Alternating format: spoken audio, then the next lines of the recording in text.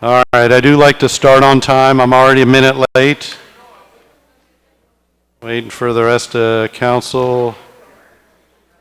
Mr. Young and Miss Cleland. All right.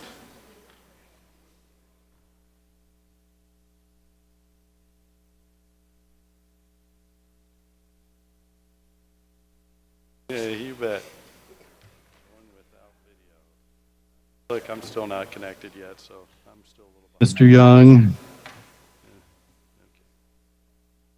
That wasn't me. All right, we need to round up the microphone.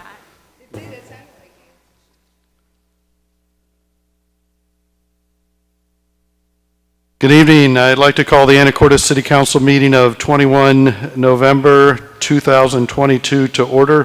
Mr. Franciac, would you take the roll, please? Mr. Carter. Present. Mr. Young. Here. Mr. Walters. Here. Ms. Cleland McGrath. Here. Ms. Moulton. Here. Mr. McDougall. Here. Ms. Hebick. Here. Thank you. Do you please join me in the pledge?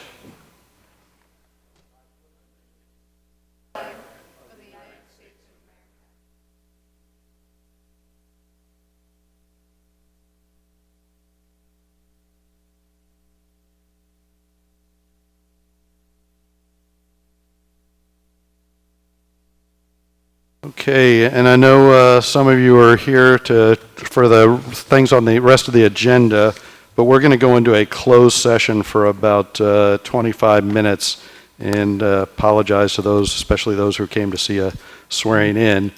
But the City Council will now enter into a closed session per section 42.30.140. Hey, and I know some of you are here of the revised Code of Washington. Things on the rest of the agenda. But we're going to go into a closed session. All right, we're going to have to try to figure that one out. 5 minutes. We're getting the echo. Apologize to those. The length of the closed session will be 20 minutes, after which council returns. Council chambers, no action will be taken. And hopefully Mitchell or IT can figure out this echo while we're gone. So we're going to move into closed session. And I know some of you are here of the revised Code of Washington.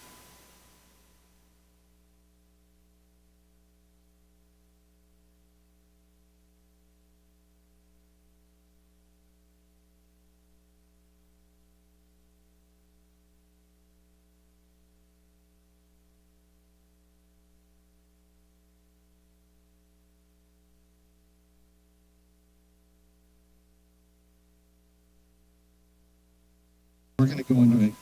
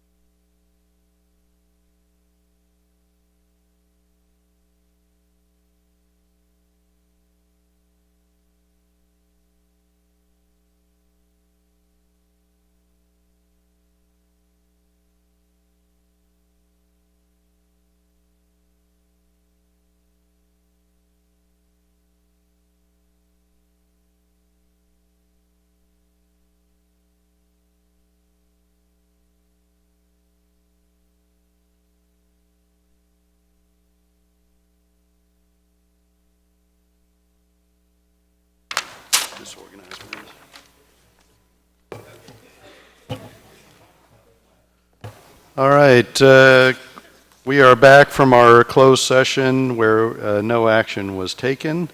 So we are on to item 4 on our agenda, which is announcements and committee reports. I've got a couple of quick announcements. I just want to thank those who set up the Washington State Transportation Committee meeting. That's a governor-appointed group of folks that advise the governor and the legislature on statewide transportation issues. I know a couple council members attended that. That was good. I think one of the takeaways, certainly that I took away, was the challenges of competing for grants at the, from the state, especially for a small city. But one of the interesting things that they were looking at possibly recommending is a difference between rural and urban grants, because a big challenge is Skagit County is a rural county competing for those grants, big transportation grants, when you have very large cities with large transportation systems. Also, Trestle, we will be hosting at 5 p.m. on December 6th. That's a Tuesday here in City Hall in Council Chambers. We'll have some really exciting announcements for some donors that have come forward. So looking forward to kicking that off as we rebuild the trestle as quickly as possible. And I want to wish everybody a happy Thanksgiving that's coming up. City Hall will be closed Thursday and Friday. Again, I wish everybody a happy Thanksgiving and try to find at least one thing, if not 3 things, to be thankful for, because I'm certainly thankful to be here in Anacortes. All right, Parks and Recreation Committee is first up. Mayor Miller. Ms. Hubick. Thank you so much. Parks and Rec met on the 17th. Councilmember Moulton and I were there along with our amazing staffers. We got an update from the Senior Center. There were 125 people that showed up for an early Thanksgiving lunch, and there are a ton more holiday events coming up, including caroling and holiday decorating. The Recreation Department just wrapped up soccer. There were 600 participants so far this year, and they are moving now into basketball. They just finished up the Haunted Forest and had 500 people attend, so that was absolutely fantastic. They are doing the Wonderland Walk again this year from 5 to 8 p.m., not the first weekend, but the second weekend in December. Remember that parking is limited. Please plan your trip out there accordingly. We got an update also in the Parks Department just as well.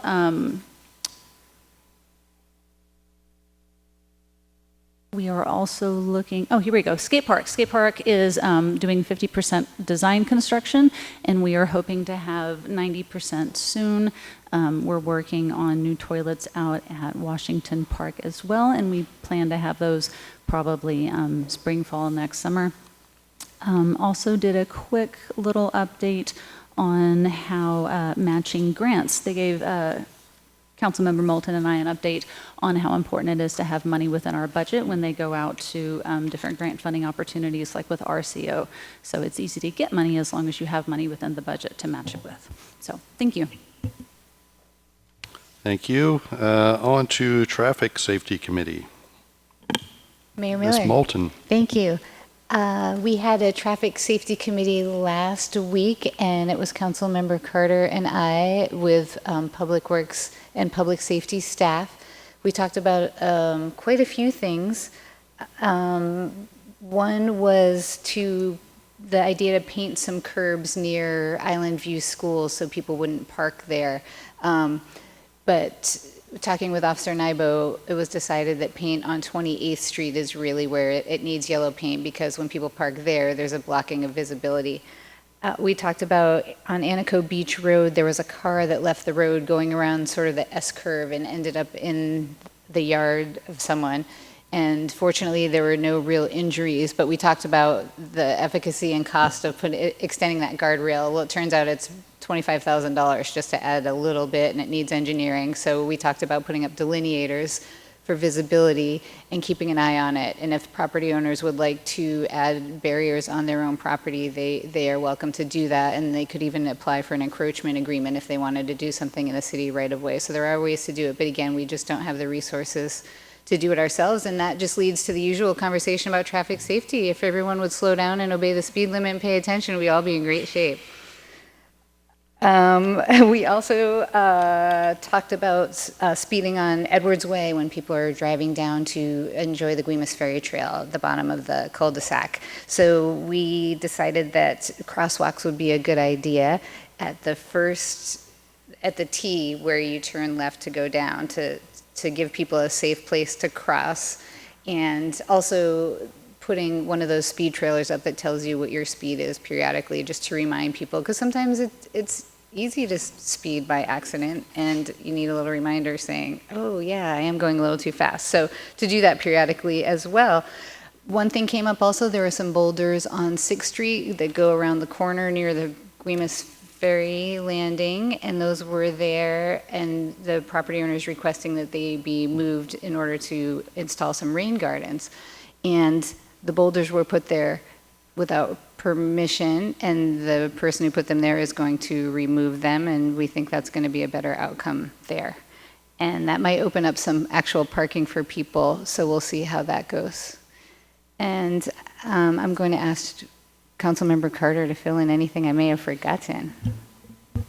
Yeah, so we also talked about up in Rockridge, there's a couple places that don't have any stop signs, especially on West 11th and 12th, and so we're going to be adding 3 stop signs on those side streets. And then also there's been a couple issues with some parking on Kansas Avenue, kind of up in that same area, blocking the road and forcing people to go around in a tight spot right in front of a curve. So we're going to start issuing written verbal warnings, written of asking people not to park there. And then also we talked about up on D Avenue and where it turns into A Avenue on 37th. We're going to be adding in a crosswalk there, and hopefully also around the corner and having all 3 of them connected. It's going to be a lit up crosswalk of people crossing from the new development trying to get over into the trailhead. And then also, just as a reminder, Guimas Ferry haul out is coming up, so that could create some parking issues down on 6th Street, and that's going to be from February 27th until March 19th of this coming year. All right, thanks. Any other announcements and committee reports may have missed? All right, we're on to item 4C, and this is Assistant Fire Chief swearing in and pinning. And while I'm doing this, it's great to see so many members. We'll keep our fingers crossed that a call doesn't come in, and you'll be able to witness it.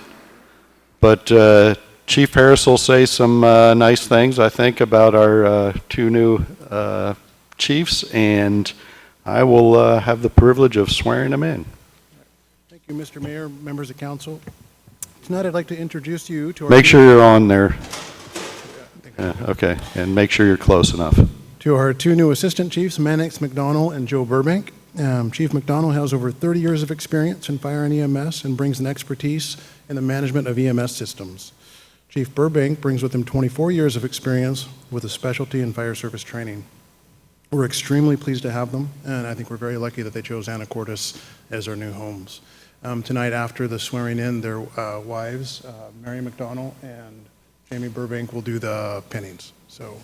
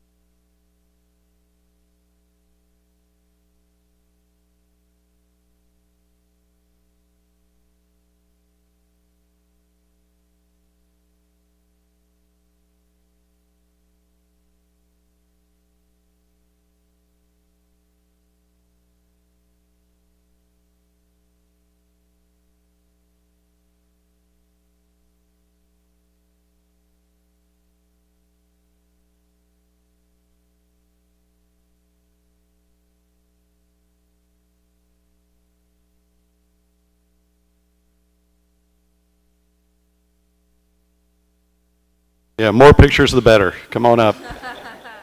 Make sure it really happened. I wore a tie to try not to ruin the picture, but still didn't help.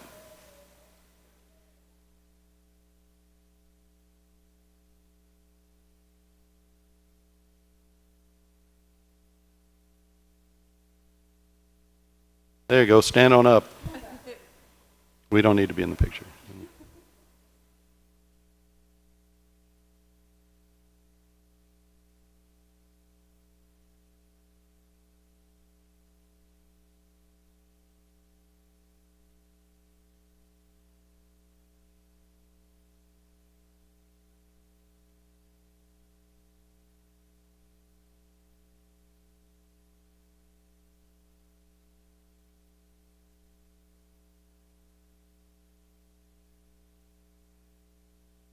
All right, congrats again, Chiefs. Way to go, Anacortes Fire Department. Thank you.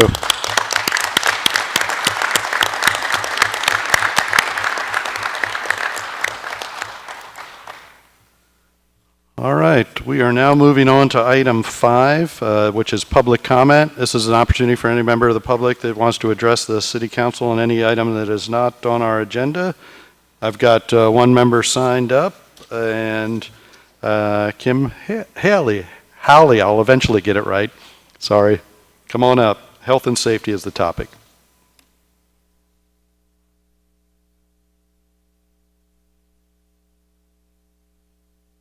Yeah. Does that work? Yeah, Okay. there you go. I'm Kim Hawley from in Anacortes. I wasn't planning on speaking tonight, but I feel like there's some loose ends from the great meeting that you had at 5 p.m. today. Appreciate certainly your time to bring citizens together. As we could see, I don't know that I've ever seen that many folks standing room only in the city council office, so it was nice to see. However, I'm looking for what's next. So a couple of suggestions, as I always feel obligated to do. One suggestion is we really need a place online where citizens can go to find the information. I sort of mentioned this before, but I still think it's important. I'm fairly tech savvy, but I am unable to find what Anacortes is doing. I asked the question about the North Star project. I saw that online, but curious to see what our own city is doing. Of course, I always think a written action plan with steps is going to be important. I know I mentioned it before. Other cities have done that. I know there's enough interest out there. I think our citizens would also appreciate that. While I valued our time at 5 p.m., I'm wondering what's next. Will there be a monthly meeting, trimesterly, whatever the schedule is? If you could communicate that, that would be helpful, and I think that would make people feel a little bit more satisfied that there'll be another opportunity. There was so many questions, and many people did not get a chance to ask those. Consider a part-time, I don't know what you would call, homeless liaison, if you will. Your time certainly, Mayor, is too valuable to handle a lot of email questions on this topic or phone calls, as is Officer Floyd's. But it seems if there was one person that could kind of we could funnel the information to, a person that could take our questions would be valuable, and of course share all the information with you and Officer Floyd. Wouldn't make any high-level decisions, but just information gathering, be able to handle some questions, would be able to have some of the answers, would help people feel, again, more heard. Consider, again, a citizens task force. I had literally 3 people mention that to me while I was sitting here today, so I know there's strong interest in there, and that's for the purpose of problem solving, giving ideas, and it was nice to hear that you certainly are really open to ideas, so I think there would be great interest in that, and the homeless liaison person could lead that, and again, funnel the information to you. I think also, my last, if there could be an opportunity, and it came up a little bit today, what can people do? People want to know what to do, and you were really specific. Contact your 40th, the district representatives in the 40th region, I can't think of the name right now, and with, some specific names, email contact, phone numbers, those sorts of things. That is a specific action step people can do, and I think people will feel good about that suggestion. The other suggestion that was made is to call police every time you see drug activity. I think somebody in the audience said that. Really great suggestion, but I'm sure everybody doesn't think about that. So, on that website, there could be a place where here's what you can do, or in those task force, the task force can come up with other suggestions. So, again, I wasn't obviously prepared to talk tonight, not quite as smooth as I normally try and be, but I just felt like if there's just a lot of loose ends, it's like, what's next? So, thank you so much. Thank you very much. And I did mean to thank everybody for their participation early on in my announcement. I know there was lots of participation, and I intend to do more of that. I don't have a regular schedule. There was a pretty nice handout that we put together just with some ideas for what you can do, but we'll continue to work on that. Mayor Miller? Ms. Moulton. Thank you. I just wanted to mention one thing about finding out who your elected officials are, both at the city, county, state level. The League of Women Voters has put out a very good, complete guide. There's a paper format. It's like a trifold. I think it's probably at the library, or look online, but it tells about all of us and our counterparts at all different levels of government. So it's a super great tool. So I encourage you to look to their. Got all of our phone numbers. It's awesome. It's all good. Thank you for that reminder. Okay, I don't have anybody else signed up, but is there any other member of the public that wants to address the council before we move on to our other business? Okay, I'll make sure to check online. And all right, we are on to item 6, which is our consent agenda, items A, B, and C. Council.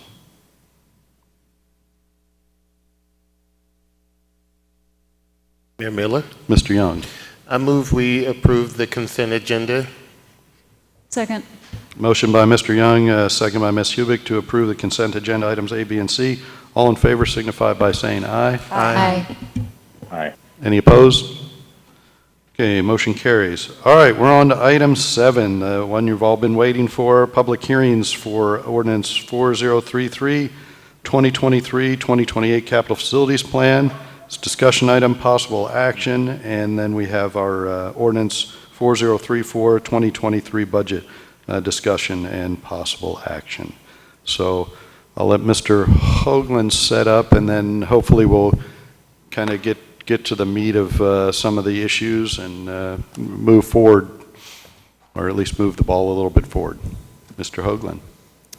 Thank you, Mayor, members of the council, and members of the audience. So we do have 2 items that are still in the open public hearing mode, and that's the capital facilities plan and the annual budget.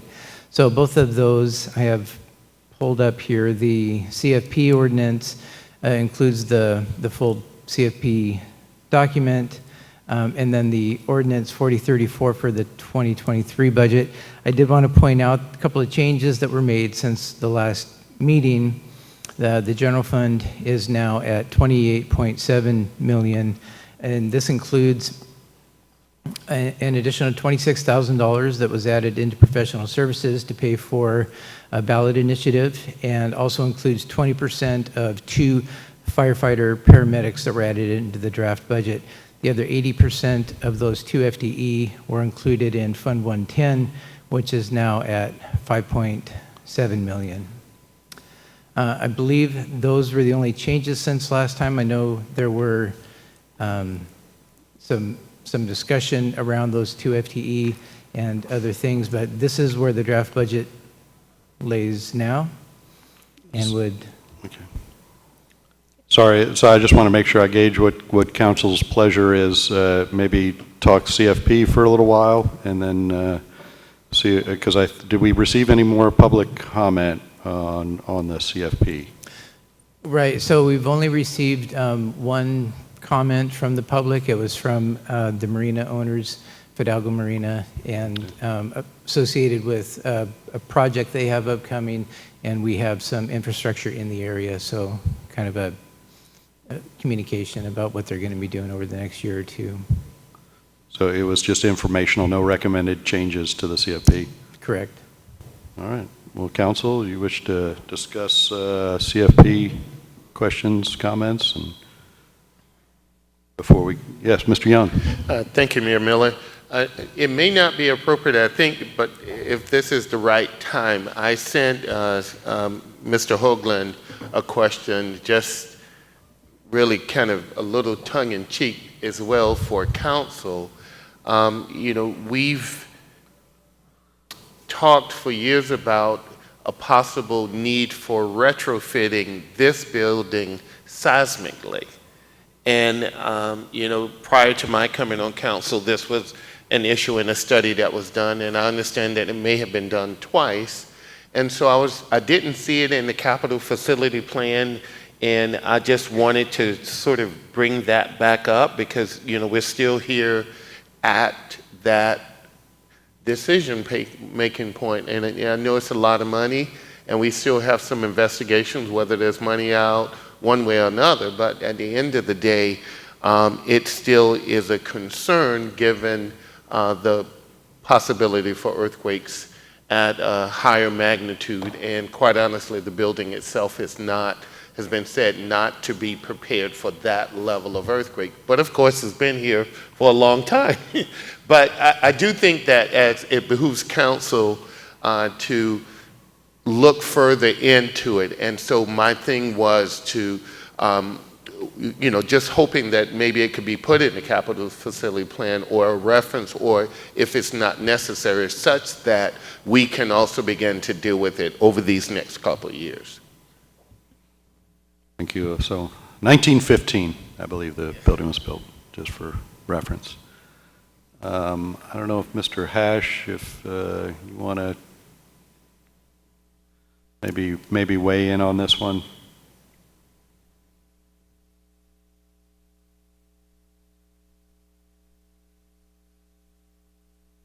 Good evening, Mayor, Council, Henry Hash, Public Works. It is correct, Councilman Young, it is not in our program yet, but I haven't been involved with the study. I know there has been at least 2 studies in the past, but if I go by fairly recent experience I had in another city hall in Washington, my guess would be anywhere from $7 to $10 million. And if Mayor and Council decided want to put us in our program, we'll be happy to, just so you know the caliber of the project. Mayor Miller, if I can follow up? Thank you. I totally understand that, and I just think, in bringing it up, my hope was that even if it's just a line item in the capital facility plan, that it would allow us, given that's the model or the sort of blueprint of what we can foresee that we need to work on. I think that this is something that we don't want to not have in there, because it's definitely something that I think you know, we will need to deal with it sooner than later as a precautionary measure. So, thank you. Thanks. Ms. Moulton, I think. Thank you. Mr. Hoagland, thank you for all the information you gave us in this week's packet about the individual projects and the cost and the revenue sources. One that I'm looking at right now that stands out is the building of a new fire station, and that's listed as $4 million in 2024. And I don't know if this is the time to talk about it or not, but we've been talking a lot about staffing and how important staffing is, and that it's people that save people and not buildings that save people. And 2024, maybe you have a thought of if we're going to have $4 million or be able to access $4 million at the same time we're doing fiber and we're doing these other things. I don't know if this time frame and this estimate is really doable with that time and that amount of money, and if it's something that we want to prioritize as a council or not. And I just remind the council that we do have a ongoing, we voted to hire for a consultant to give us an idea of what that would cost.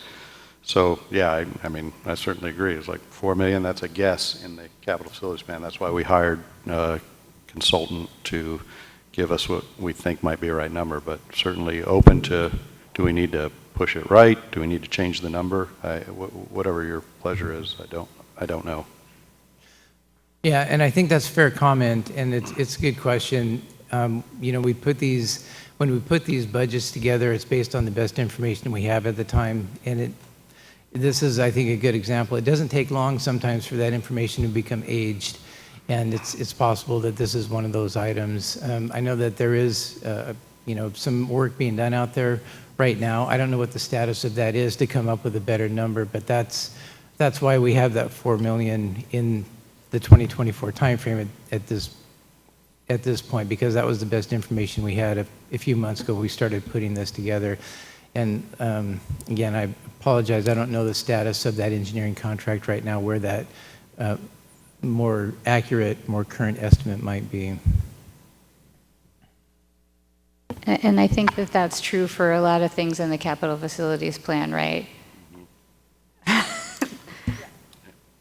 That's probably fair, yeah. Yeah, so there's a lot of I think it's very moving fair. I always parts wonder about that this time of year when we're adopting it, because it is a lot of guesswork and, yeah, okay. We'd like to say educated estimates as opposed to guesswork. I think the staff would like to go Right, with fair, that. that's fair. Ms. Yeah. Cleveland. Well, since we're on fire, the antique engine display looked like it might not have been updated. It looked like it had been pulled from something else and not quite accurate on that. Did you look at that at all? Sorry, I'll have to take a look at that. Because it's saying Bellevue Avenue improvements, so that's got to get pulled and either updated or taken out, because it doesn't reflect the title of the antique engine display. The other one that I was looking at for fire was just, there's a lot of references to 4- and 5-story buildings, and realistically, there's a potential we could have 6-story buildings coming soon. So just to confirm that training and things like that will be able to accommodate the 6-story height. I don't know if I'm going to make Chief Harris come up and say that. I assume it's fine, but it's just, it popped out to me as something that we could see happening in the next 10 years. That's why he's here. Sure, yeah. No, thank you. There's a number of things in that CFP that are linked together, and that was as far as I'm going to back up just a second and talk about the fire station study that's going on with TCA architecture. It's nearing completion. I'm scheduled, and we just recently they're not ready to give us a cost estimate because we haven't given them nearly enough input, but they did send us a list of about 15 stations they've built over the last few years with what those cost. And they ranged from between $4 and $5 million. There were a handful, but that was the few. Many more were the $10 to $15 million range. On December 8th, I'm going down. They're setting up a tour where I'm going to go see some of those stations and see what $4 million built versus what $10 million built, and we'll be able to give you a much better cost estimate after that. Those things are also being linked with, of course, we've been looking at the Molly Lane purchase, which kind of sets that all to the side, which also brings up some concerns with, I think it's in 2025, is where we put in a placeholder for a training tower.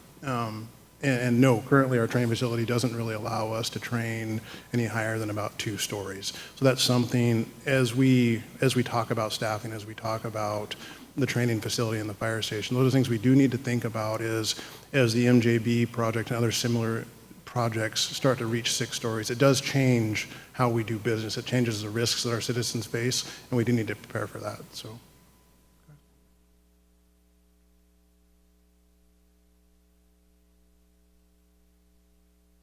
Any other questions? So it does sound like we have an error, at least in the antique fire stuff that you found, that we need to fix that. So, Sorry, I forgot about that. Oh. On the end, we actually pulled, I believe it should have been pulled from the CFP. We're currently looking at, and there's a lot of work to be done still, but we're looking at the shed where the Tommy Thompson train was going to be.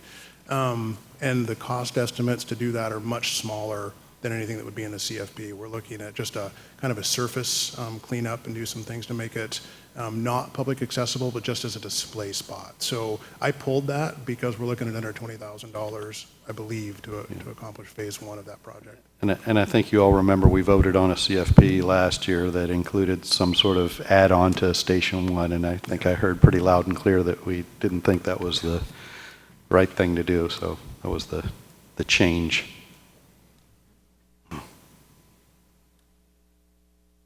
All right.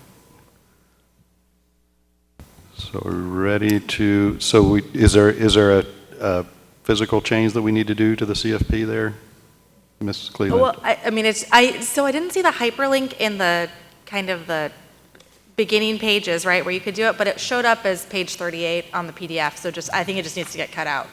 No big deal.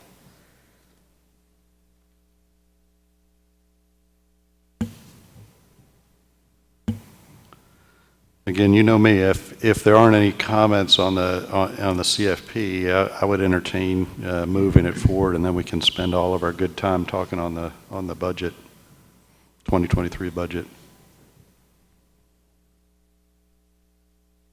Mayor Miller.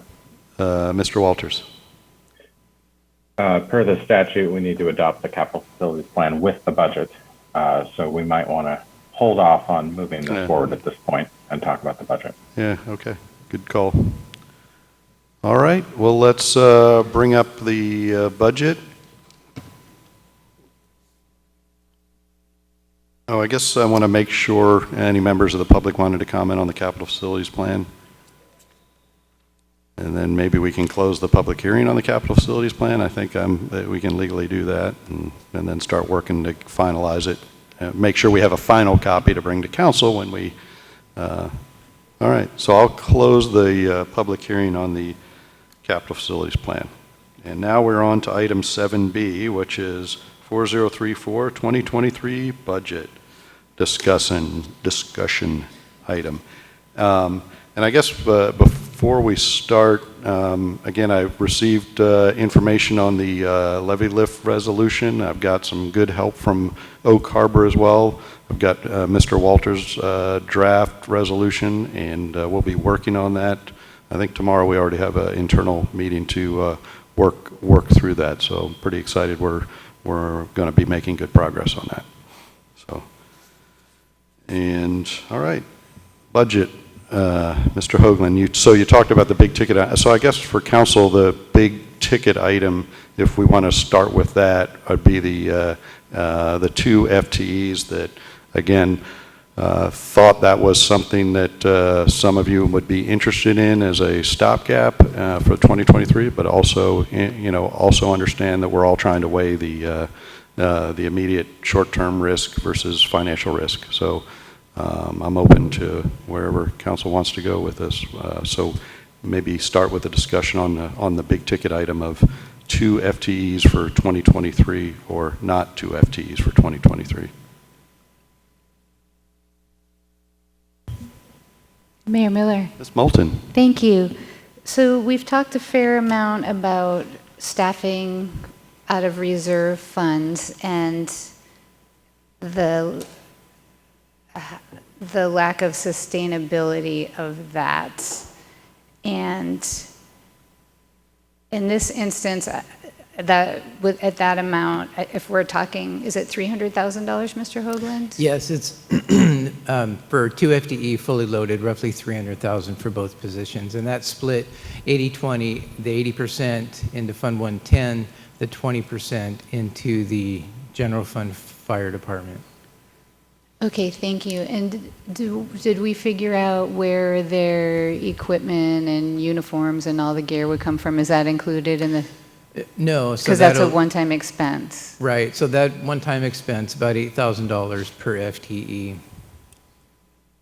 Just 8? Not including the academy. So if we got a lateral transfer, for example, be about $8,000 for bunker gear, uniforms, et cetera. Oh, okay, I thought it was more like 20. An additional. Well, that's why we have Chief here as well. Yeah. No, so the one-time cost is about $8,000 for uniforms and PPE. The $28,000 number comes from if we were to hire entry-level candidates and they would need to go to the academy. I will tell you that built into the proposals you're seeing on the other, in the 31 accounts in fire and EMS, that supports two new employees, both for the academy. We always budget for 2 slots for academy. That being said, one of the reasons I would very much like to do this year is due to the I mentioned last week, we have some really great candidates right now on our lateral list that would not need to go to the academy. So that's a savior of not only there's the $12,000 per for the academy cost, but that's also, we forget about the 3 months of salary we're paying them while they're there as well. So it's a significant savings to pick up those lateral candidates when they exist.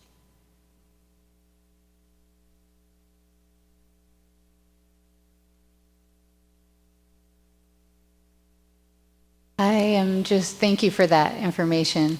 I am not comfortable or in favor of hiring 2 new staff members at that level without a landing on the other side of when these reserves run out. I think that that's financially irresponsible, and I'm not in favor of that until we have a real solid ongoing funding mechanism. For example, right now, the Parks Department is using $260,000 out of their reserves for 2023 for their park staff. I believe the library, I can't speak to that exactly.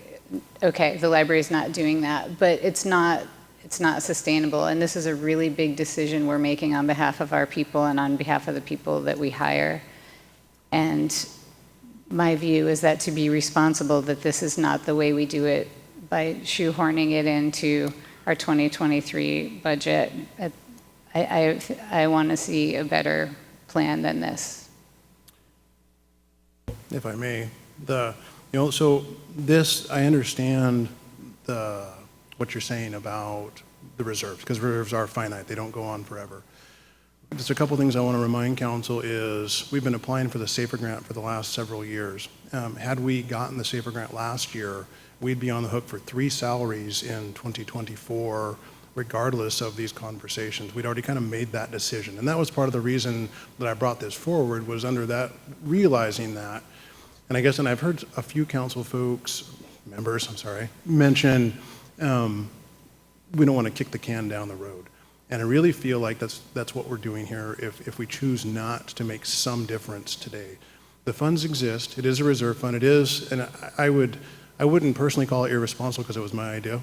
But I would say it's a calculated risk in the sense that, yes, I understand there is some chance that if the levy lift were to not pass, and we didn't happen to have attrition, the point could come where there'd have to be layoffs. And that's incredibly unfortunate.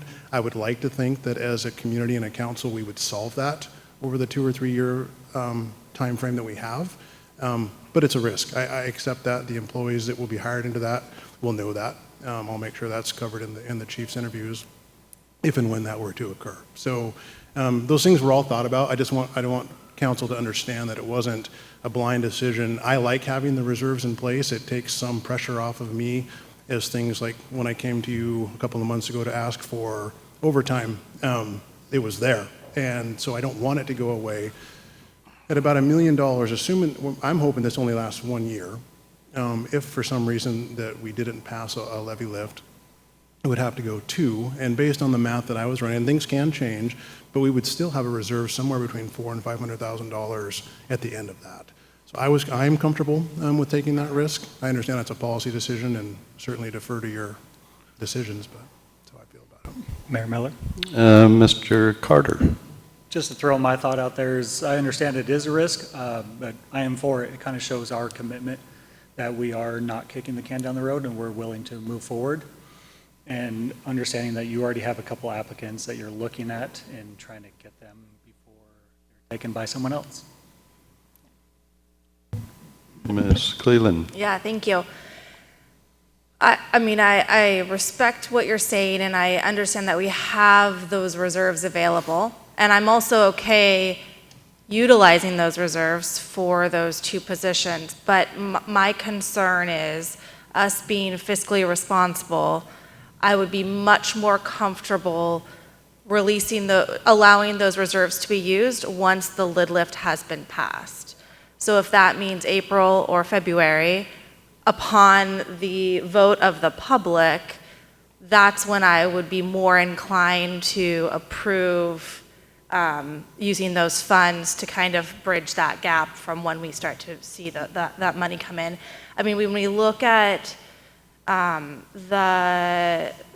capital facilities plan and the number of projects that need to happen for the fire department, I mean, $300,000 for 1 year, that's a pretty big chunk of change to put towards some of those projects.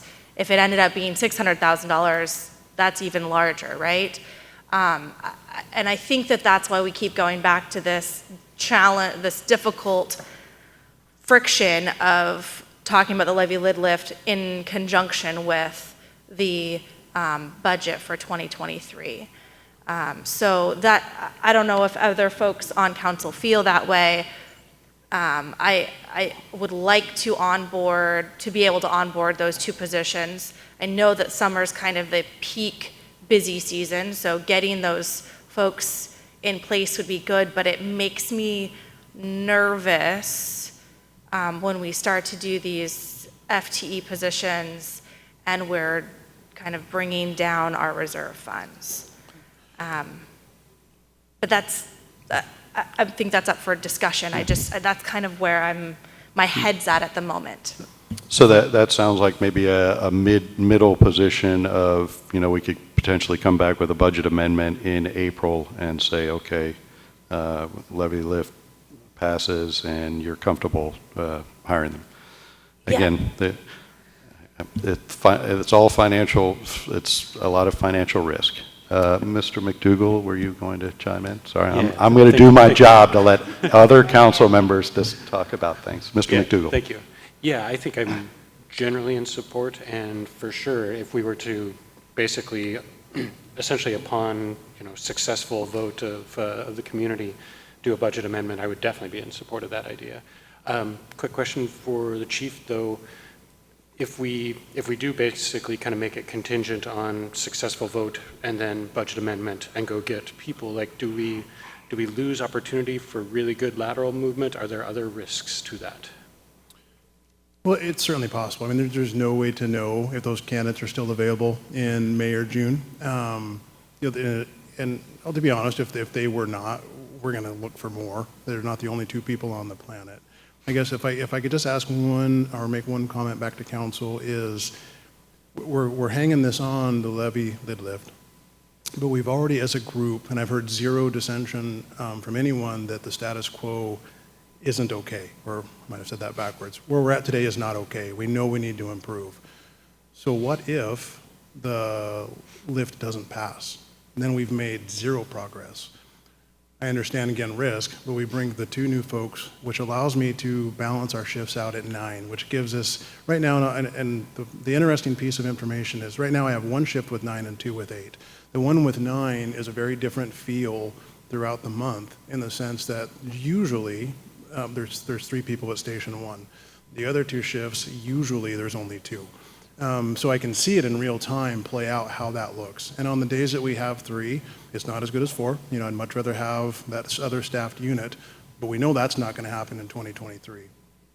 So it allows us that flexibility. And when, as I mentioned last week, that captain is bouncing out to stations 2 and 3 to support, breaking away and handling first response. They're able to get out and do inspections and leave the medic unit in service.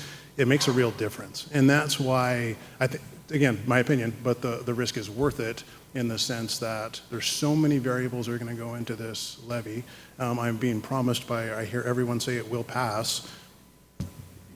That doesn't always happen. So I do feel like it's time to make a change. Again, I guess that's what I had to say. Ms. Moulton.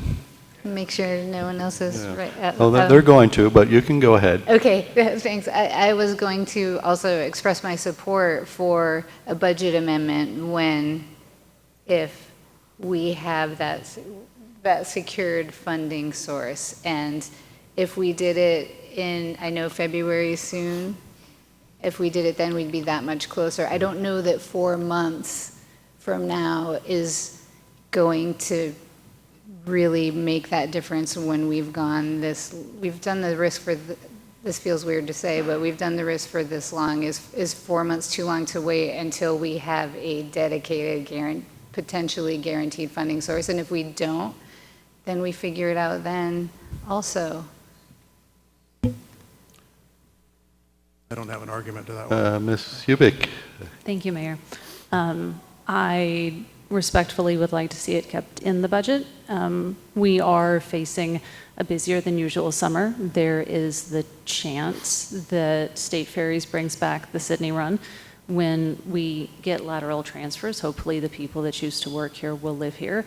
They need to learn the island. They need to learn the idiosyncrasies of getting around the town. They need to have time to get familiarized with the best ways to get certain places, like how to not hit our avenue when Dakota Creek lets out at a certain time, because you're going to get stuck, trying to make a left turn. Well, fire trucks are a lot easier.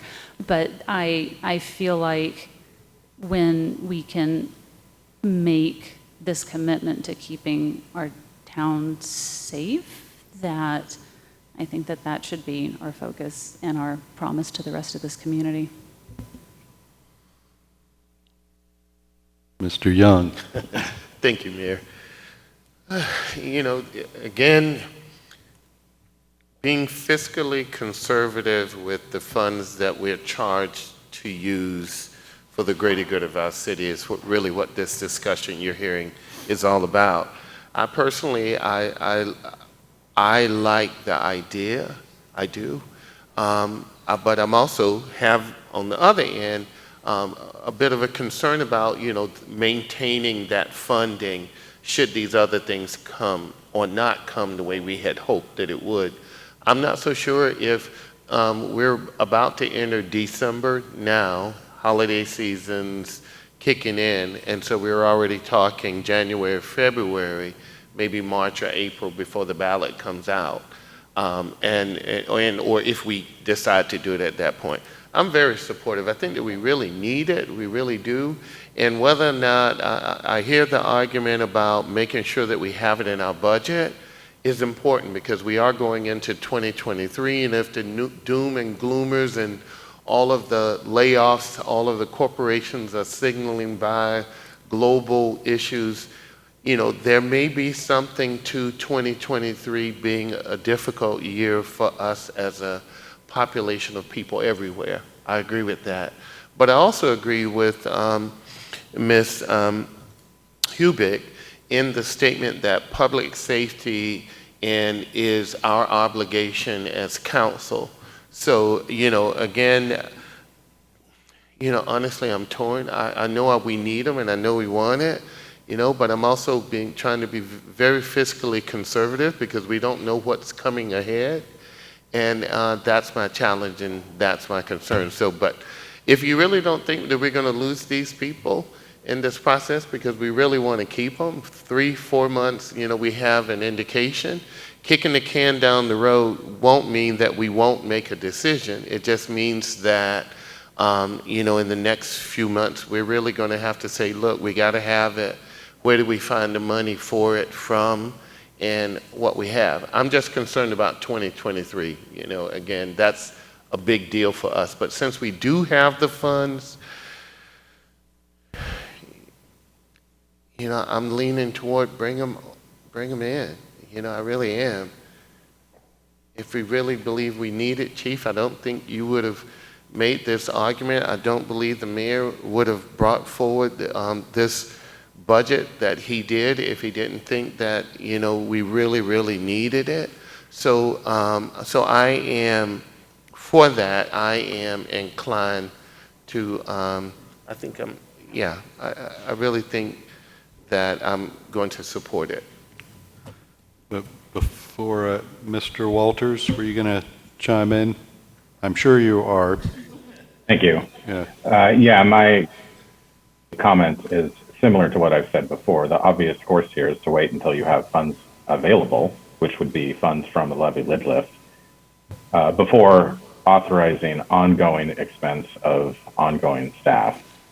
To do otherwise is to fund staff out of reserves, as we've been talking about. Funding staff out of reserves isn't consistent with what we do. We don't fund staff out of reserves because we know they are ongoing expenses and that reserves run out. Plus, as others have mentioned, there are other things that we can spend those reserves on. If we pass the levy lid lift, we're going to need to fund gear for new firefighters. We're going to need to be able to fund other expenses associated with bringing on new firefighter staff. Plus, this proposal, which wasn't in the budget until very recently, until a week ago that we first saw the proposal to put this into the proposed budget, this doesn't do anything for the police problem. Completely agree that the fire department would benefit from having these two firefighters, and we should go get them as soon as we can. But if we fund them from reserves, we are going to be shortchanging our ability to do more than this later on, and not very much later on. I mean, again, if we do a levy lid lift in February, if we do a levy lid lift in April, so only a couple of months, and then we'll have the funding that we need to do other things, and including funding those auxiliary expenses associated with bringing on new staff. Now, in the alternative where the levy lid lift doesn't pass, and we have brought these people on, the reserves will expire, we will use them up, then the alternative there is that we cut other programs. And we can cut other programs to fund these two positions. We can't really effectively cut other programs to fund all the positions we're talking about in the levy lid lift. But for these two positions, we can cut other programs. And I don't think that there's anybody who's going to raise their hand and say, yeah, we want you to cut those programs. We want you to cut the library or the museum, or wherever else we might dig to get that $300,000. So that's the situation that we will get into if we fund ongoing staff expenses from reserves, completely inconsistent with what we've done in the past.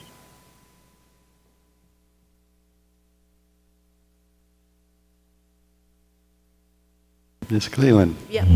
I agree with Mr. Walters, and I appreciate, I mean, we need it. Don't get me wrong. Those two positions are incredibly important. You've made that argument, and I appreciate the memos that you provided to us over the last year or two. That's very helpful.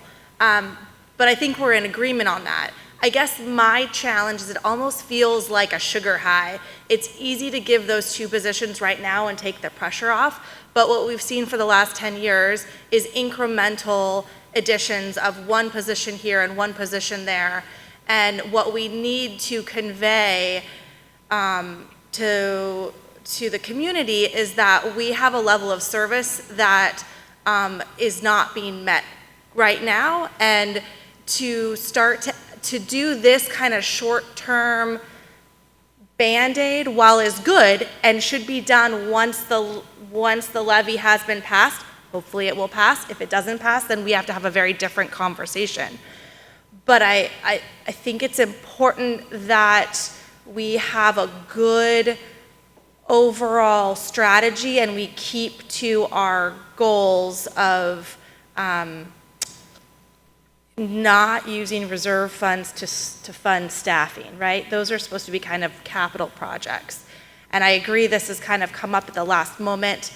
And I think that really focusing on that lid lift is the important component. And once that's been approved, absolutely, I'm very comfortable with using some of those reserves to get those two positions until we can kind of to start that transition and onboarding.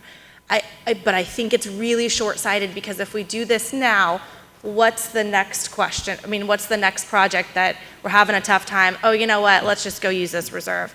There's some other things that I think we should also talk about in conjunction with the two FTEs when we're talking about the budget that might kind of help for clarity, not specifically when it comes to fire, so to take you kind of off the hot seat, but the community action one, I didn't see that added in. There's $10,000. I thought we had talked about doing, or there was a request for 60. So I'd like to discuss that a little further. And then also I think Mr. Hoagland, you're probably, and Mayor Miller, we should probably do also a discussion of the overlay and kind of what's happened this last year for 2022 and what we're thinking for 2023, because I think it's important that we're transparent with the public. So I don't mean to change gears, but if we're kind of at an impasse, maybe we can also kind of talk about this whole budget holistically. Well, the plan was to work through the areas of the budget where there's some questions on. So I was going to try to work through the firefighter FTEs, and then I would go to community action. Seems like a good next point, and then the REIT. If I was going to work my way down the list, but Ms. Moulton. Thank you. I agree with Ms. Cleland McGrath, and I appreciate that we're going to talk about more things before we just focus on the firefighters, because it is part of a larger context. And we really do need to talk about our pavement management as well. Do we want to do that now? Yeah, if you want to talk about pavement management now, we can talk about pavement management now. It would be very helpful, though, as we come back. I wasn't looking to try to get you to pass a budget tonight, certainly, but it would be very helpful to bring back a budget that I think most of council would support. And it would help to know whether really help to know, as probably the largest part that's still up in the air, would be whether or not you want us to hire 2 FTEs at the beginning of the year, or maybe some sort of hybrid option. So it's really important to know. And I got maybe 2 and 2 so far from just doing that general polling. So that doesn't really help me come back with a budget that. So I would certainly entertain, if you want. We can come back to this, but it needs to be resolved. It needs to be resolved with a vote of council. Mayor Miller. Mr. Carter. I just had a question for the chief. I wanted to wait till you sat down. You're going all the way to the back already. No way. The other chief. No. Worst case scenario, we bring on these 2 now, and the lid does not get lifted. We run out of funds. Worst case, we lay them off. We try to work in the budget to keep them. I mean, worst case would be a layoff. But again, I would like to think that if the lift were not to pass, we'll know that. It sounds like probably April is where we're headed with that. That gives us a year or 2. And like I said, we've hired 9 new employees this year. I hope that does not continue. However, just realistically, there is some attrition. And if that were not to pass, we simply, what I would be looking to do is, the next time an opening occurs, is not refill that until we figure out the long-term strategy. And having these 2 positions helps out getting to the different calls? I'm sorry, I couldn't hear Having you. these 2 positions, it helps everyone on staff get out to all the different calls that they receive every day? Significantly, yeah. Like as Ed mentioned earlier, the difference between our A shift and the other 2 right now that are not heavy is noticeable. So potentially by taking this risk, having someone extra out there could potentially save someone's life. That's my opinion, yes, sir. So I'll stick with my idea that it is worth the risk. Mayor Miller. Mr. Walters. So I think that there's a larger question here. First of all, if we're talking about hiring people with reserve funds, which we are, and if we're talking about hiring public safety people with reserve funds, it's because we perceive a public safety threat that we need staff to deal with. And if we run out of those reserve funds, we are not going to lay them off. In my view, in my opinion, I would not move to lay them off, to eliminate the positions because we ran out of the reserve funds. I would move to find that money elsewhere. The only reason that we don't have the staffing that we need to have in the police and fire departments is because of call growth, obviously, but also because of past dependence. Simply the concept that this is the amount of staffing that we had before, and that's what we have going forward. So if we were to run out of reserve funds, I wouldn't cut those staff, those 2 firefighter staff. I would try to cut elsewhere, and it would be painful for other departments that are providing other services that the public expects as well. In the alternative, though, that the chief discussed, where he's going to tell firefighters that he's going to lay them off, or that the funds that they're funded with our reserves and will run out, I think you're going to find it pretty difficult to hire somebody who wants to take that job, especially if they're a lateral. They're not going to want to transfer to Anacortes to take a job that might disappear in 2 years. That doesn't make sense. Look, I understand that we want to fund firefighters, but the appropriate course here is the course that conservative municipal budgeting processes take, which is to fund ongoing expenses as ongoing funding.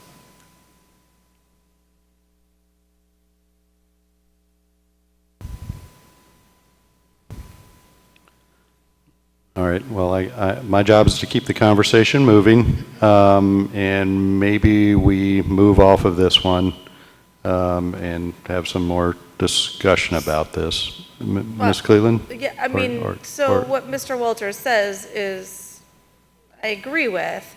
And so then you go back to, we need to get these positions filled as quickly as possible. We're talking April, there's also February. Can we have a conversation about, is it feasible for us to get it going for February? Because that's kind of that middle ground is, it would be voted on by the public by February. We're now talking, it's November. We're talking 3 months versus 5 or 6 months. And that's kind of getting us that ball rolling. And it also kind of focuses, it focuses kind of the pressure of having to address this known issue that's really come to a head right now because we've heard from public safety and we know that, and we've also known for quite a while that this is a problem and it's in the forefront of our minds. So I'd like a little bit more of a explanation for that if possible. Well, I feel like that's directed at me.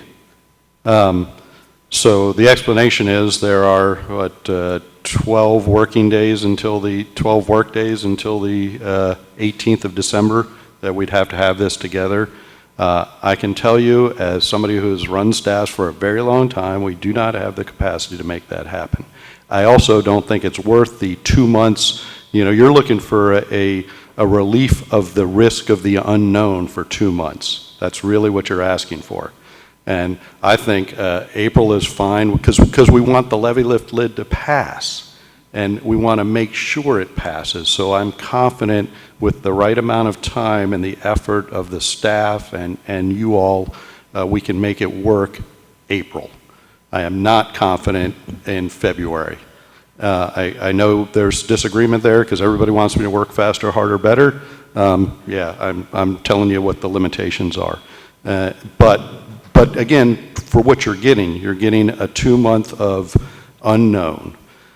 Did I mention we have years of unknown with this major $8 million fiber project? I'm looking for a little bit of help and support understanding that big unknown. I know it's apples and oranges with firefighters here, but it is why the budget was presented the way it was. And I appreciate that. You've got a really difficult situation, right, where you're doing the whole budget, and you are doing a hell of a job. But when I start to hear the argument that this is about life and death, then that's when I have to go back and say, if we're talking about responding to the public in moments of crisis, how do we counter that while still trying to follow the guiding principles of our budgeting and our policy? So a life and death argument is very different than a fiscal risk argument. And that's why the fire chief has presented the quote unquote life and death argument of a immediate hire that will have immediate impact. And that is the staff's recommended position. That is my recommended position based on talking to the experts in the field. The levy lift is somewhat of a separate topic financially. Mayor Miller. Ms. Moulton and then Mr. Young. Okay, thanks. First, I want to remind us all that we passed an affordable housing sales tax increase in a very similar time frame. So we know it can be done. I'm not saying it's optimal. I also want to say that this doesn't happen in a vacuum. I can't just decide on these 2 firefighters without looking at, for example, our pavement management program. So what we've committed to do to our citizens is spend $1.8 million every year on pavement management, because as a city, we let it get really bad. So we made that commitment. And this year we're on track to spend $400,000 on that. So that's a shortfall of $1.4 million. And we are going to take, in this budget, $600,000 and bring it into 2024. But then where's that other $1 million that we didn't spend? Like, I don't see that $1 million. So that's the context I'm looking for. So we'll do, I guess, 1.8 in 2024, but we were going to do that this year and we didn't. So there are things that we are currently not spending money on that we committed to our citizens to do. So when I'm looking at, and maybe I'm just not understanding the whole picture, I'm open to that, of course, but when we're talking about $300,000 for the foreseeable future without a guaranteed funding source, when we're not funding our pavement management and our Parks Department is paying staff out of their reserves, that doesn't add up to me. And you could ask those questions about some challenges we have in fiber and the unknowns there. But, okay, we can go to the, sounds like you want to go to the pavement management program. Does that seem reasonable with council, unless council wanted to vote on whether or not to include 2 FTEs in the 2023 budget? You know, we could do that polling, but I think you want a more holistic approach. So Mr. Hash and Mr. Hoagland will talk about pavement management for 2022 and 2023.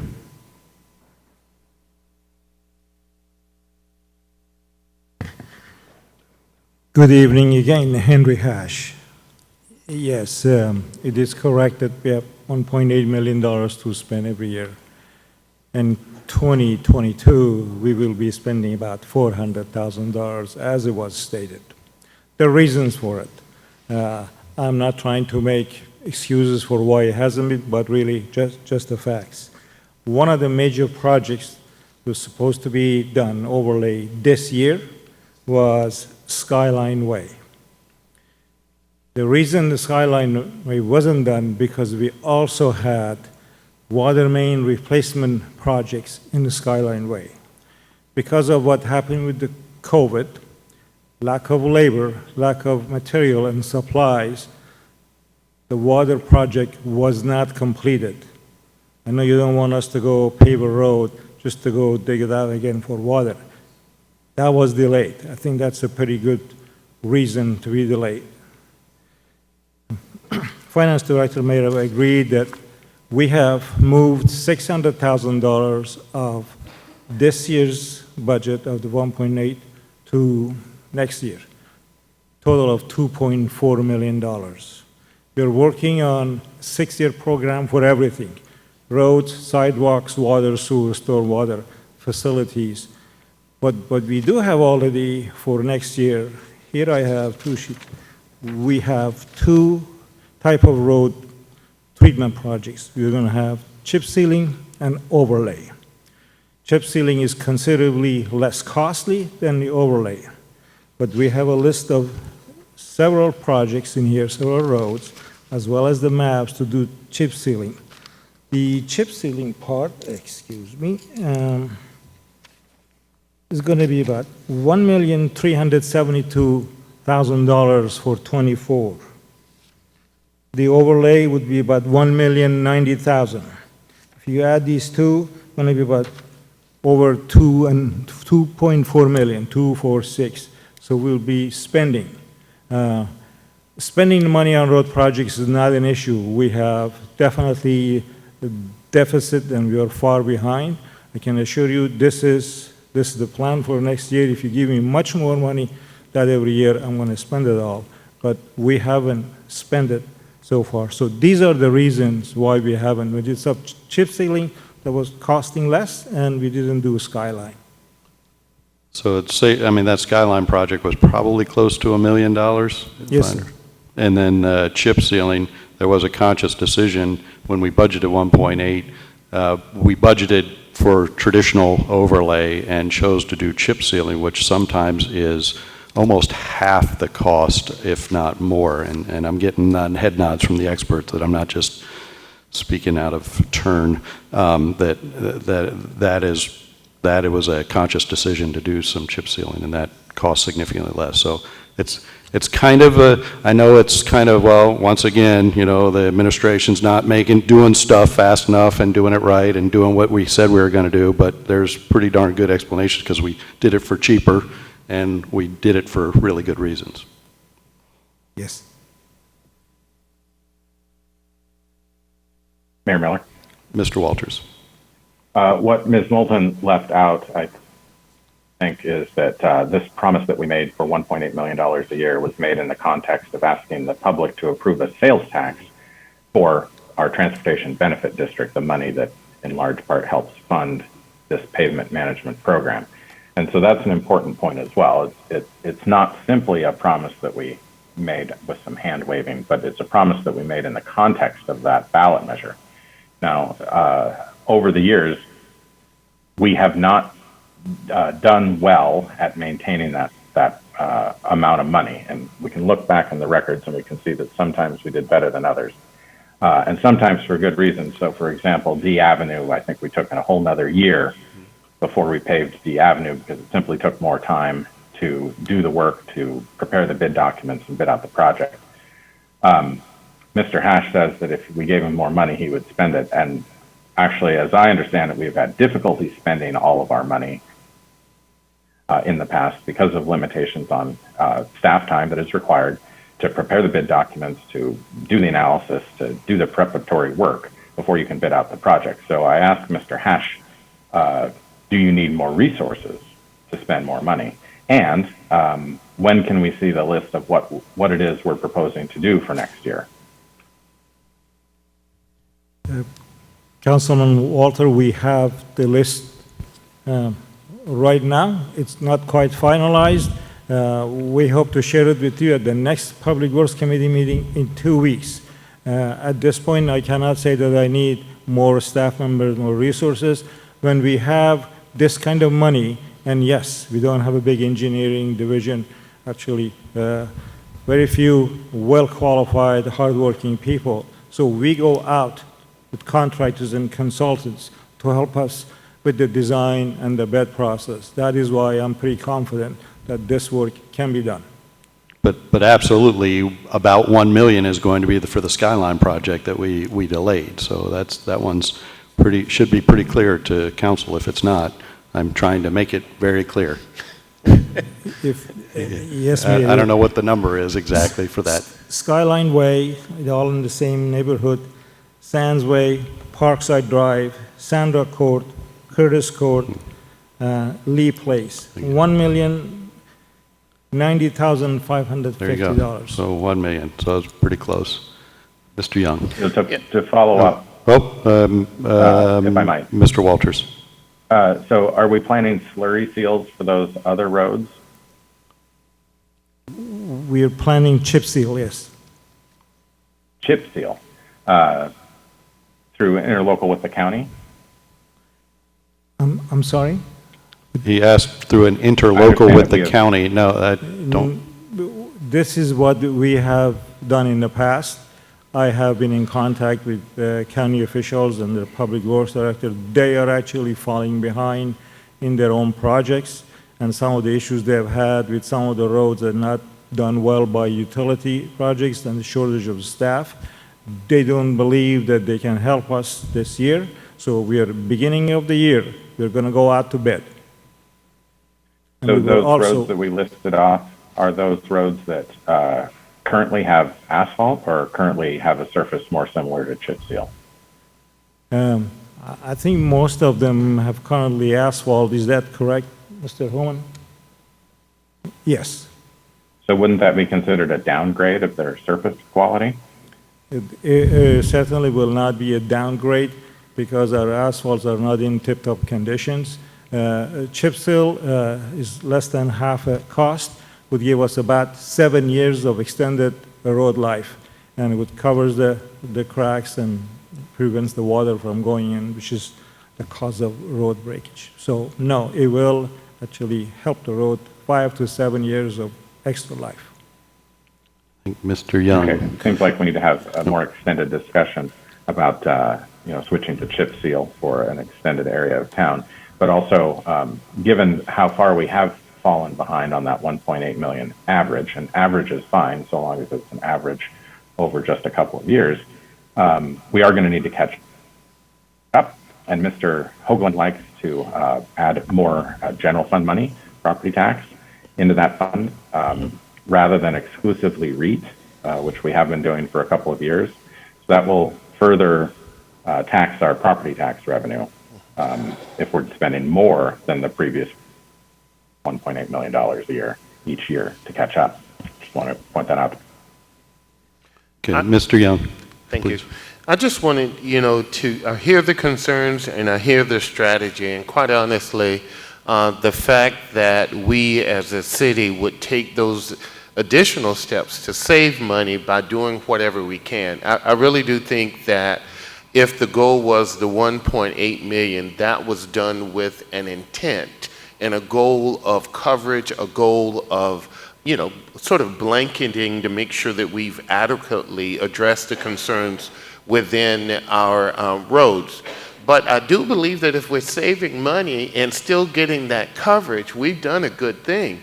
And so even if we don't absolutely spend the 1.8 million, because again, spending is one thing, coverage is yet another.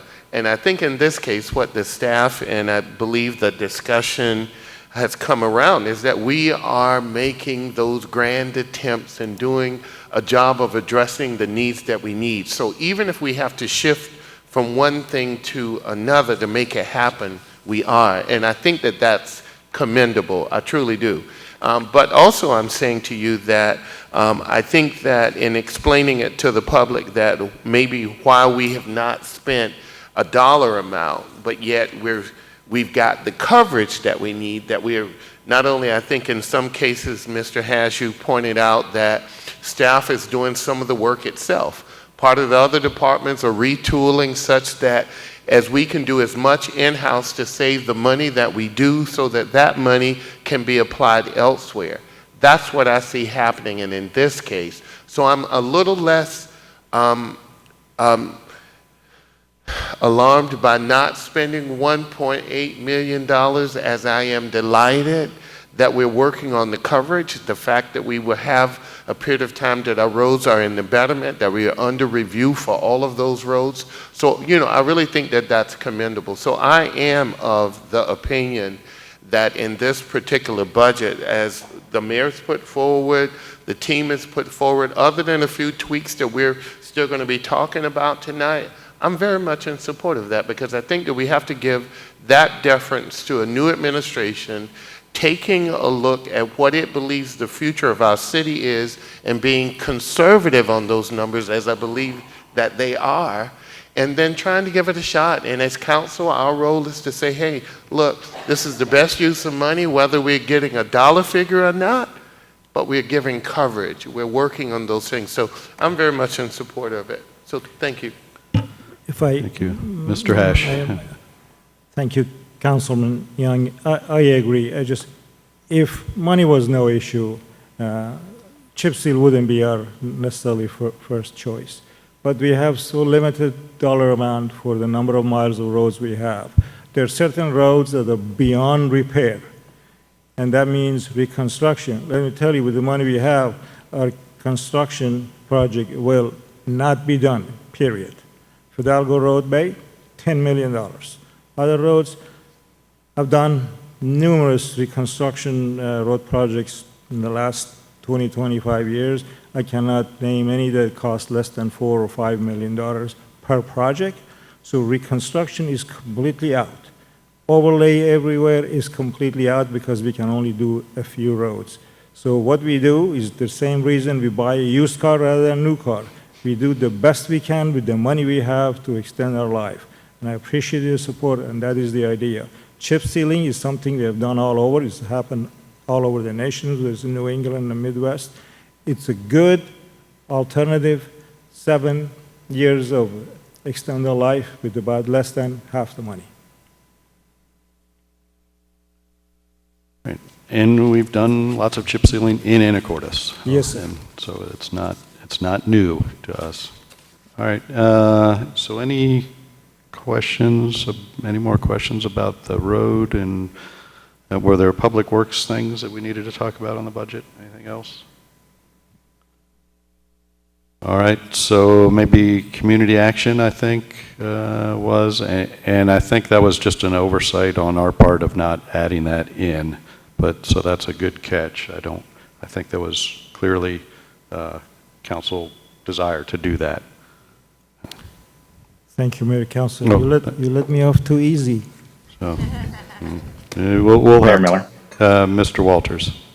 Yeah, I appreciate Mr. Hash's comments there. I do think that we need to have a larger conversation about a broad switch to chip sealing, because I don't think that that's what the community expects. Chip sealing is what the county does on unincorporated roads.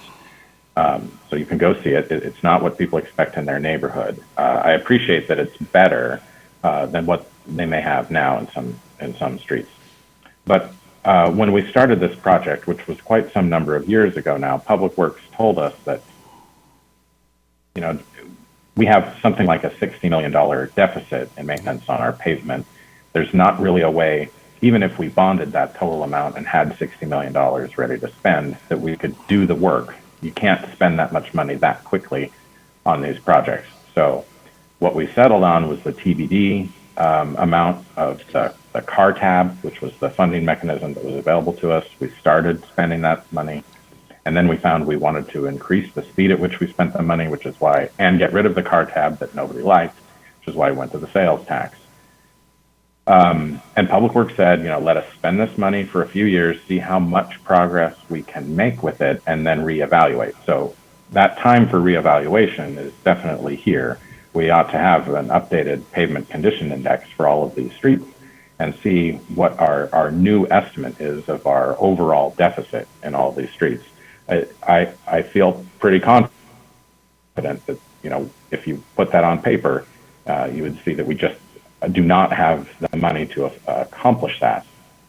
And that might lead us to the idea that we should be using chip sealing in a greater proportion of our streets. But that needs to be a conversation that we have where we lay all that out and we make that choice rather than it just sort of happening.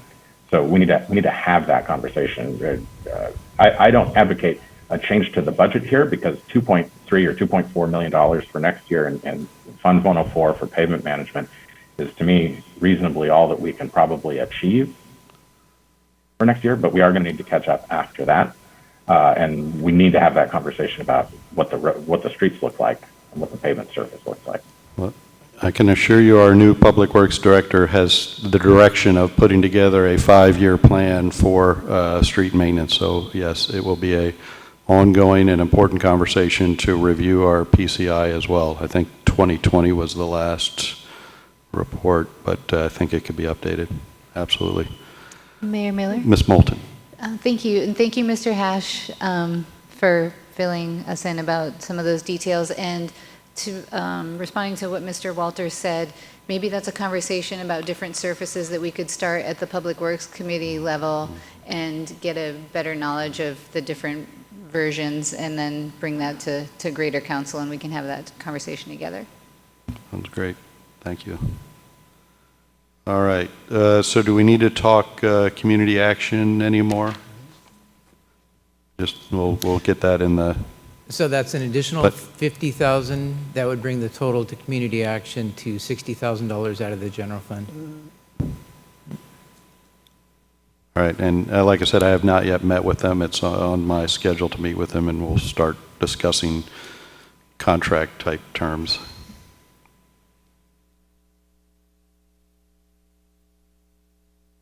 All right. Does what- then that bring us back to the 2 FTE and fire? Yeah, guess what? We're back to 2 firefighter FTEs.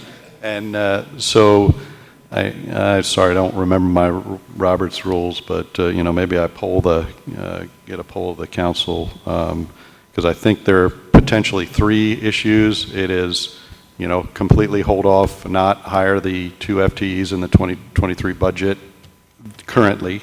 That doesn't say, and then there's the, which we don't really need to vote on necessarily. We can come back with a budget amendment with the kind of the compromise April timeframe. And then there's the, yes, add the 2 FTEs to the 2023 budget. So maybe I'll just call them out and work my way down the line of, so who wants to add this is way out of Robert's rules, who wants to add the 2 FTEs to the 2023 budget starting in in January? So Mr. Carter? Yeah, that's a yes. Mr. Young? Yes. Mayor Miller, we could just Do a make formal a vote? motion. Okay, yeah, there you go. I appreciate council helping me out there. I'm just, again, we're not voting for the budget, we're voting to see what Mr. Hoagland brings back to the next time we talk about the budget. This is not, Yeah. Okay, so I think, okay, so please go ahead and make a motion there. If you All right, not exactly sure of the wording. Better than what I was doing. Okay, basically a motion to, amend the budget such that the 2 new firefighter positions would be made available upon successful passage of levy via budget amendment in late April. Okay. Mayor Miller? Mr. Walters?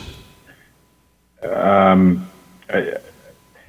don't think that we really need to make a motion to amend the budget to further amend the budget. Yeah, no, Levy passes. I thought he was going to make a motion to decide whether or not, because I think it's, if you would help me out here, I think it would, if we just vote up or down whether or not you want to add the 2 firefighters to the 2023 budget at this time. I think that would be very helpful. Betraying my parliamentary powers there. Lack thereof. Mayor Miller? Mr. Walters? I move to direct Mr. Hoagland to return to us with a budget that does not include the 2 additional FTE firefighters funded by general fund reserves and ambulance fund reserves. Gotcha. Okay, that makes sense. So just to repeat that, because it was Zoom, it was Mr. Walters voted to direct Mr. Hoagland to bring back a 2023 budget that does not include the 2 FTEs firefighters. Second? Okay, here we go. So I just want to make sure everybody knows what they're voting for. So this would be pulling them out, and that would change that number by approximately 300,000, I think. So motion by Mr. Walters, a second by Ms. Moulton to remove from the current budget the hiring of the 2 FTEs for the fire department. Mr. Franciac, would you take the vote, please? Mr. Young? No. Mr. Walters? Yes.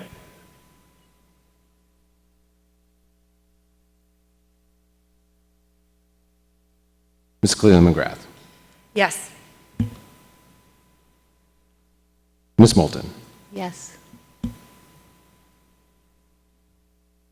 Mr. McDougall? Yes. Ms. Hubick? No. Mr. Carter? Nope. The ayes have it, 4-3. Okay, all right, so we will move that from the 2023 budget. All right, thank you for moving the ball forward. Appreciate it. Mr. McDougall. Thank you for that. And I did want to just mention, like, we do have a good problem here, because I think we're all a yes. It's just kind of a timing of the yes. Yeah. So I consider it at least a good problem. Gotcha. All right. So where are we on the, help catch me up on where we are on the budget, and we have 8 million other things to do on this council meeting. Maybe members of the public that want to address the council on the budget?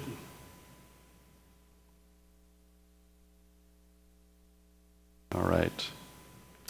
All right. What else? Mr. Mayor, it's a good point that the public hearing is still open, so perhaps if it pleases Mayor and Council, we could close the public hearing tonight, could bring the ordinance back next week. And if memory serves, correct me if I'm wrong, I think we've checked the boxes for the questions that were outstanding.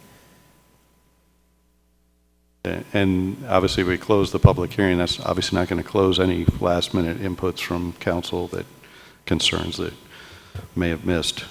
But Yeah, absolutely. that it concentrates. Now it's council. It's your turn to make sure to come up with the budget vote. So I think I got enough. With that, I will go ahead and close the public hearing on the 2023 budget. And then we'll bring it back for next week. All right. Right, thank you. All right, so we are on to other business, which is item 8A, contract award, unit priced electrical services contract. Mr. Hash is going to do this one, I think.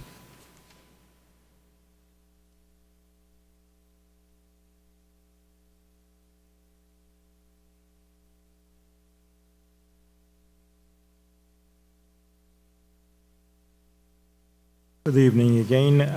Mayor, this is the work we need to do all the time and every year. What we have been doing in the past, every time there is a need, we need to go out, seek contractors, bids, and get the job done, which sometimes the situation is that we need immediate action. That has been very, very difficult. What this would do, basically, really nothing new, except would allow us to hire a contractor on call, so when things happen, we can just call them and they get the job done. This not only would save us time, but potentially save us money as well.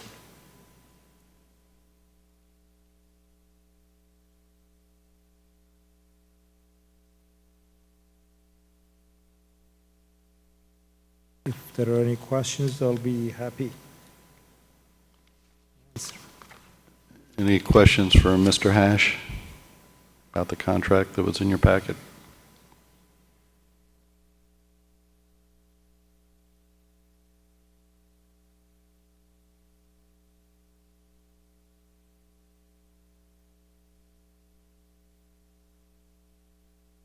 Mr. Young? I'll yield to Mr. Carter. Mr. Carter. Okay.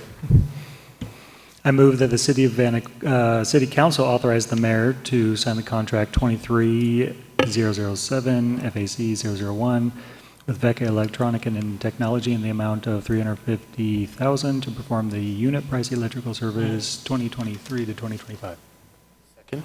Okay, a motion by Mr. Carter, a second by Mr. Young to approve the contract. Any additional discussion, Ms. Cleland? Yeah, I just had a quick question. Have we had this kind of a contract in the past with an electrician, or is this kind of a new thing moving forward? You're correct. This is new. We haven't had this in the past, so every time something was needed, we had to start all over again, calling different contractors and do that. This would just makes it easy and money saving and time saving for us. Cool. Thank you. I just wanted that clarification. Thank you. Any other discussion before the vote? Mr. Franciac? Mr. Walters. Yes. Ms. Cleland McGrath. Yes.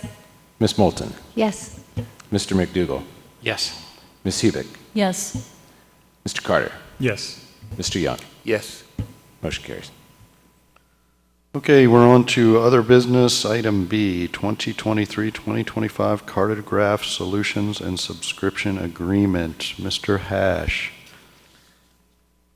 Sir, Cartograph is software we use for asset management, and recently we're going to add something else for 2023, C-Click Fix. So this is basically renewing the contract. This is the contract we have had, I believe, since 2016. So this is just the annual services that we need to pay to maintain it. And this is going to be the first year of the next 3 years for this contract.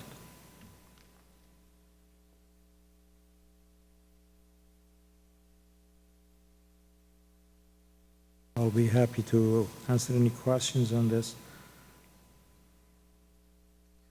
So the 23, I don't know if you have it, is for 70,000 plus 24, 71,897, and for 2025, $73,708. So this contract is for 3 years. All right, I'll say it. The exciting part is this C-Click Fix part, but we don't have Mr. Hoxie to explain that part of it. But the C-Click Fix, I think, will be a really nice addition. Yeah.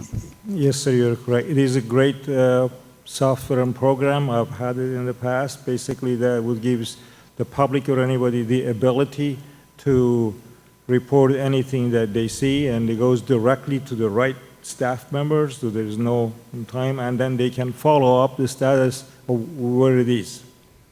So it won't come directly to me, like usual? If you like, Mayor, we can arrange that. All right. No. It's all good. No, thank you. Mayor Miller? Mr. Walters. Obviously, this contract is for a fairly large amount of money, but all reports are from all staff that have used Cartograph that we're getting a tremendous amount of value out of it. Knowing precisely where all of our utilities are and all of our public facilities is really important. So I'm happy to move to approve this contract to keep this going for another 3 years. Second. Okay, a motion by Mr. Walters, a second by Ms. Moulton, I think, to approve the contract as presented to Cartograph Solutions. Any further discussion? Mr. Franciac, would you take the vote, please? Ms. Cleveland McGrath. Yes. Ms. Moulton. Yes. Mr. McDougall. Yes. Ms. Hubick. Yes. Mr. Carter. Yes. Mr. Young. Yes. Mr. Walters. Yes. Motion carries. Thank you.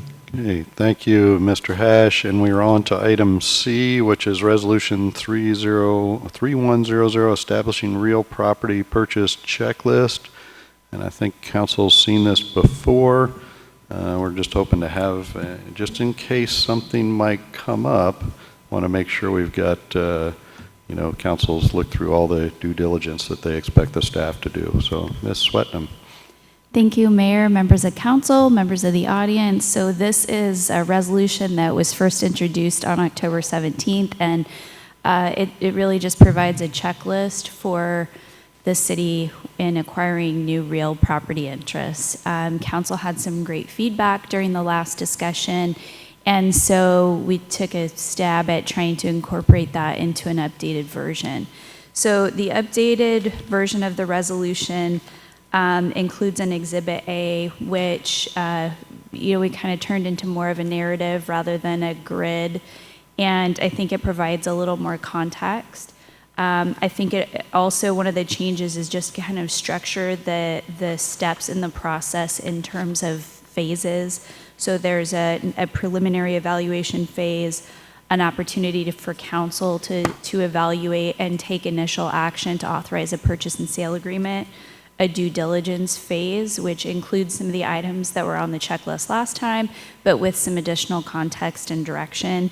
And then the recommendation was made last time to make sure that the project comes back to council before the feasibility period expires, so that council can give direction about whether the due diligence yields information that changes council's intention to move forward with the purchase, and then kind of moving through the remaining steps to close. So I'm happy to answer any questions you have, and yeah, I think it incorporates your comments, but I'm happy to make any additional changes that council has.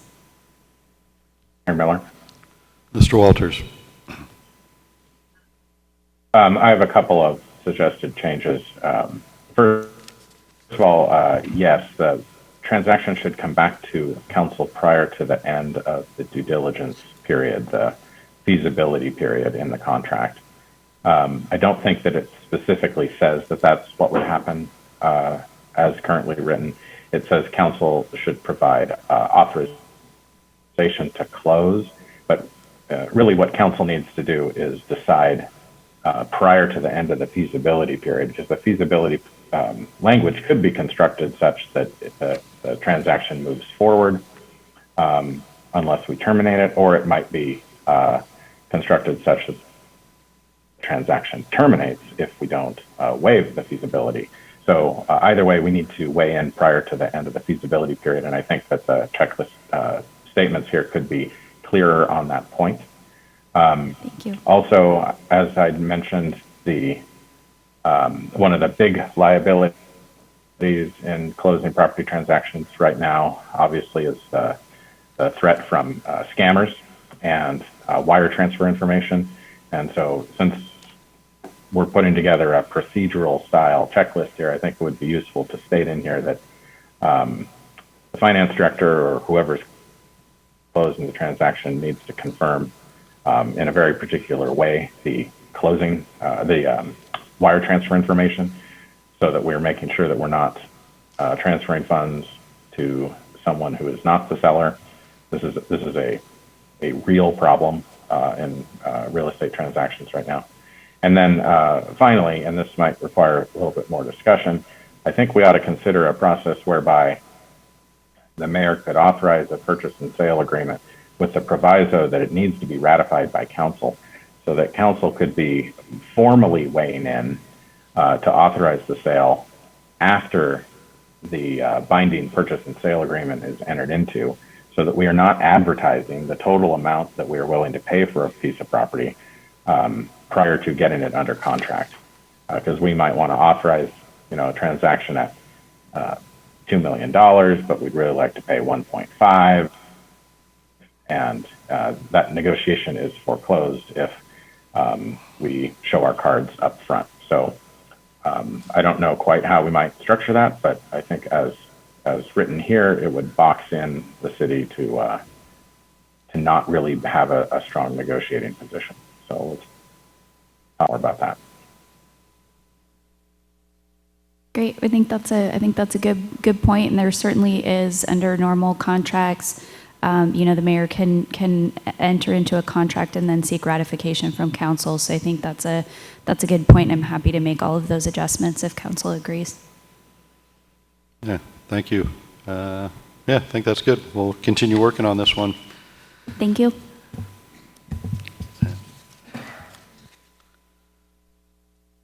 All right, lost my place for a second. Moving on to item D, amending the qualifications for the utility discount program and adding the unified fee schedule. This is a discussion item only. Mr. Hoagland. Thank you, Mayor, members of the council, members of the audience. This is something I'm very excited about. So for a number of years now, the city has offered a utility discount to residents who meet income eligibility guidelines, which are established in the city's municipal code at 150% of the federal poverty rate. We have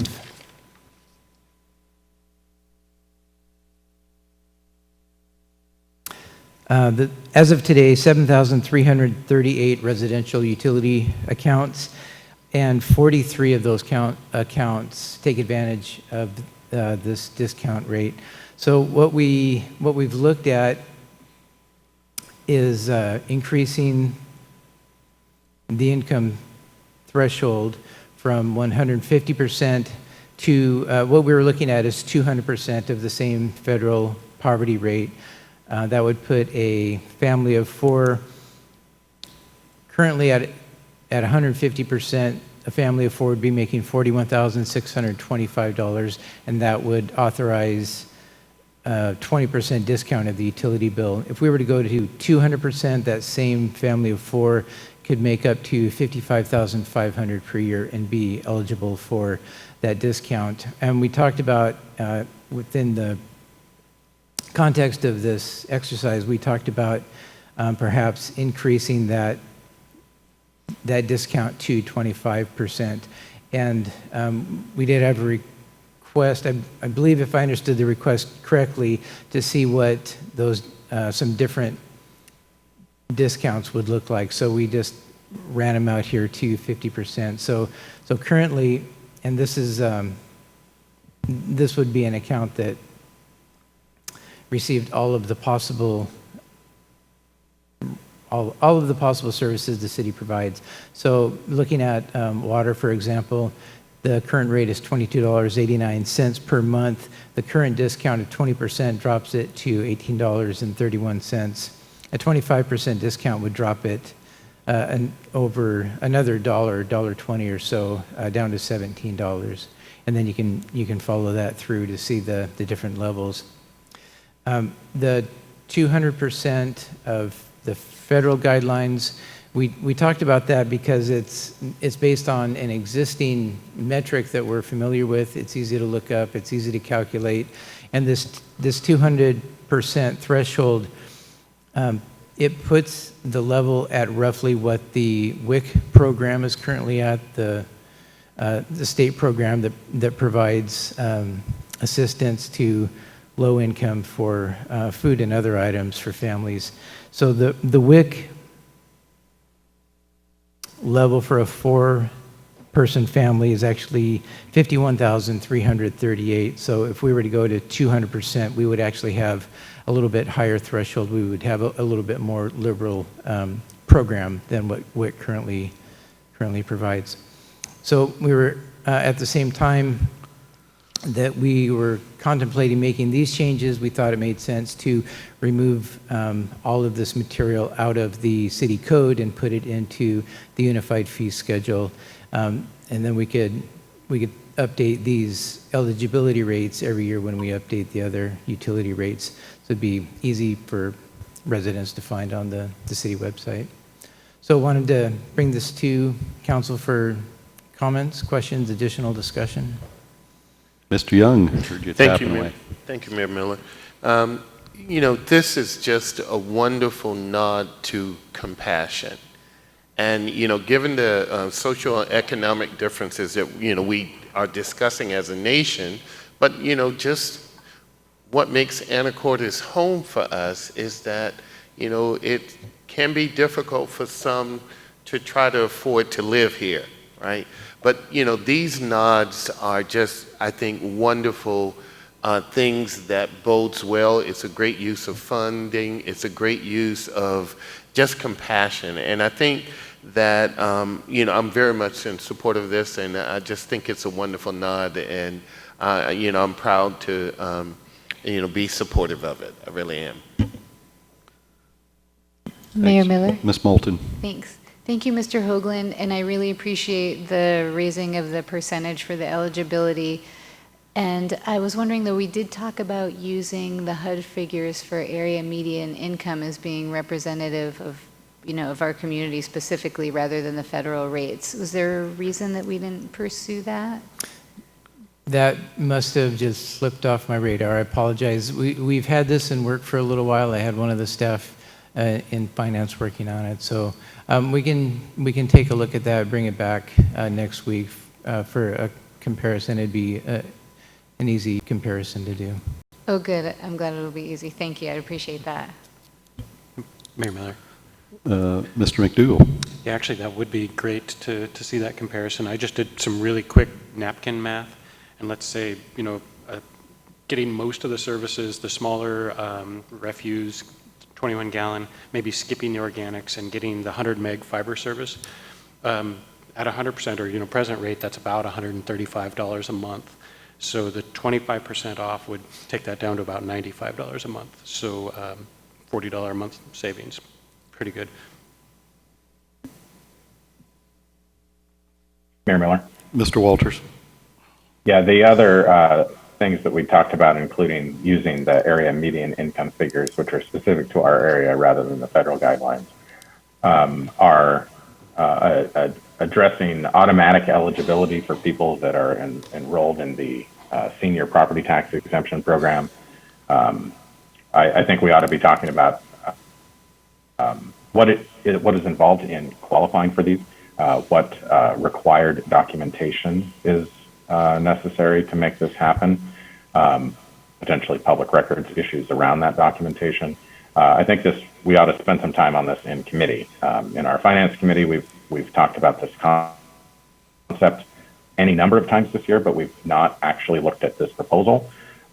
We have talked about these other facets of it, like the area median income and the senior property tax exemption, and it's worth having that discussion, that in-depth discussion in the finance committee to figure out how we can maximize the participation here. Because yes, we've had this program for a long time, but we get very little participation. Only 60 or so accounts in the city are participants in this program, and we know that more than half of residents of Anacortes have difficulty affording housing in Anacortes.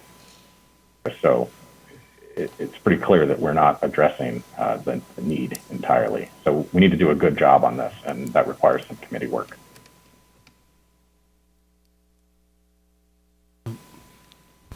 Well, we certainly weren't expecting action tonight, so more work there. But I know one of the reasons this came up was, of course, that we're all looking at just with our CPI increase with our water rates coming up. We know there's going to be a reminding the citizens stand by for that one. Any other things that we need to take a look at on this one? Okay. So to the committee work it goes. This is also open for public comment. Sorry, I keep forgetting. Members of the public. All right. Okay, we're on to item E. And I guess we've got E, F, and G, which is 4035, 4036, 4037, oversized parking. This is just our first read on these ordinances. Discussion, sidewalk obstructions, trespass on city property. I know many of you have seen these before, and so Ms. Swetnam will be presenting. Thank you, Mayor Miller. Excuse me, my PowerPoint is slowly coming up here.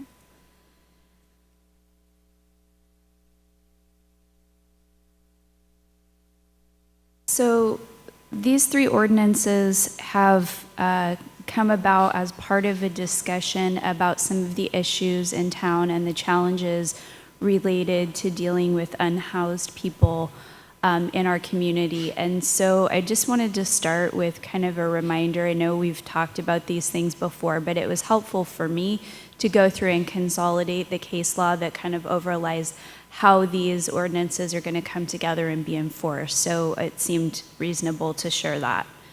Mr. Walters? Before we get too far along here, I do think that it will be very helpful to see this presentation, although I haven't seen it yet. But I do want to point out that these ordinances are not entirely about unhoused people and dealing with homeless. For instance, trespass ordinance is something that we've needed for a very long time, and it has to do with disruptive people. And you can have disruptive people that have houses to go back to. So this will be very informative for discussing these ordinances, but it is not the sole purposes of them. I appreciate that comment, Councilmember Walters, and I was going to make that point myself as well, that it's important. Part of what comes out of some of the case law related to homelessness is that we really ought not and cannot adopt ordinances that specifically target those individuals. And so these ordinances, as they've been drafted, I believe have been presented in a way that are neutral and do address issues that are not specific to homeless individuals. So that's a really great clarification, and I appreciate that point being made up front. So some of the federal cases that we may or may not all be familiar with, the big one that's changed the landscape is Martin versus City of Boise.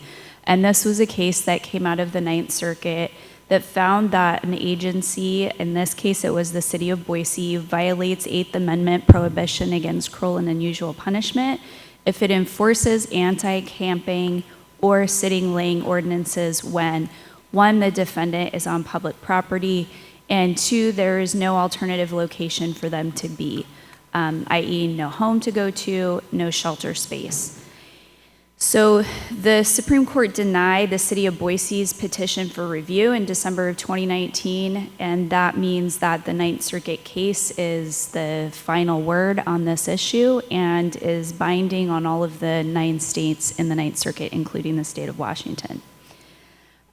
Just 2 months ago, there was another decision that came out of the Ninth Circuit that further clarified Martin versus City of Boise, and that was Johnson versus City of Grants Pass.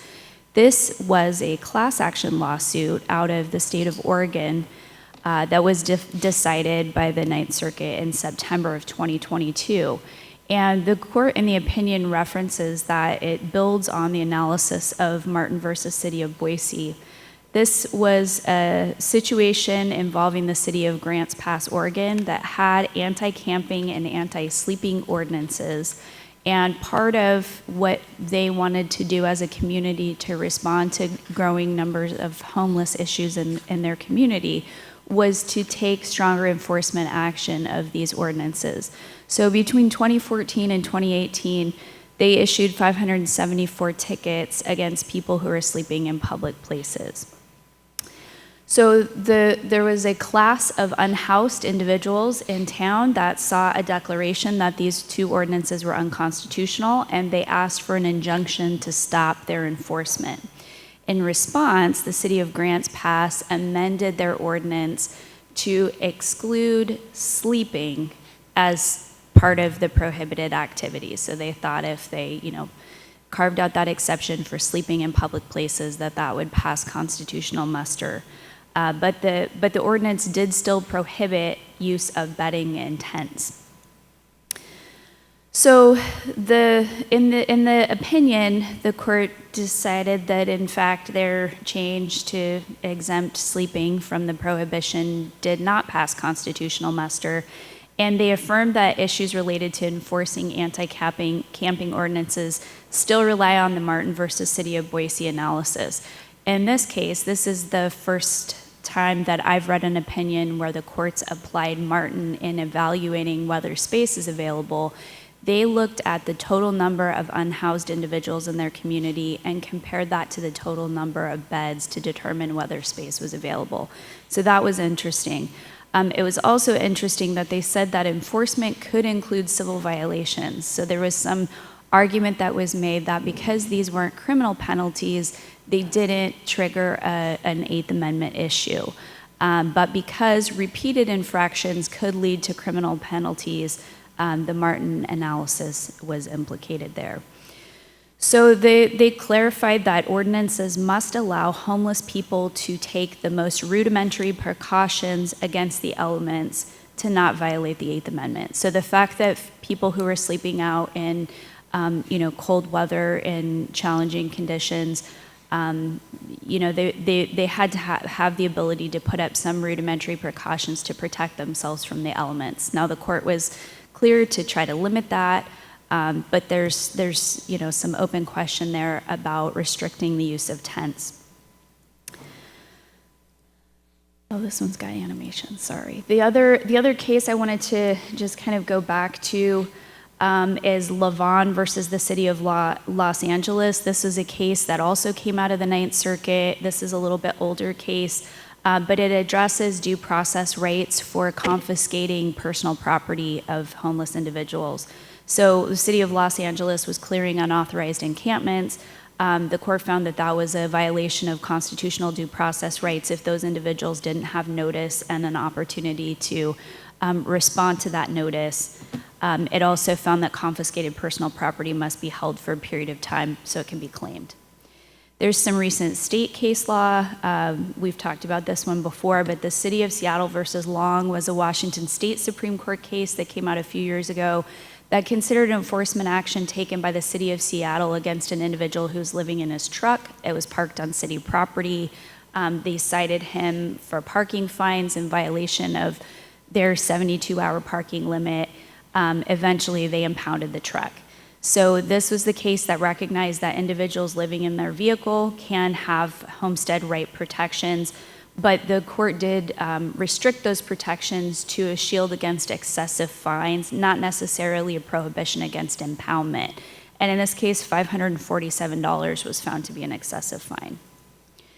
City of Lakewood versus Willis was a Washington Supreme Court case that essentially recognized that asking for help or panhandling is protected First Amendment speech and can't be prohibited. It would trigger strict scrutiny analysis, which would likely make it unconstitutional. So that's the discussion on the case law. It's been a long night. We'll move on to the ordinances themselves. So the first ordinance is 4035, and this one relates to oversized parking. So it amends Chapter 1012 of the Municipal Code with respect to oversized vehicle in residential zones.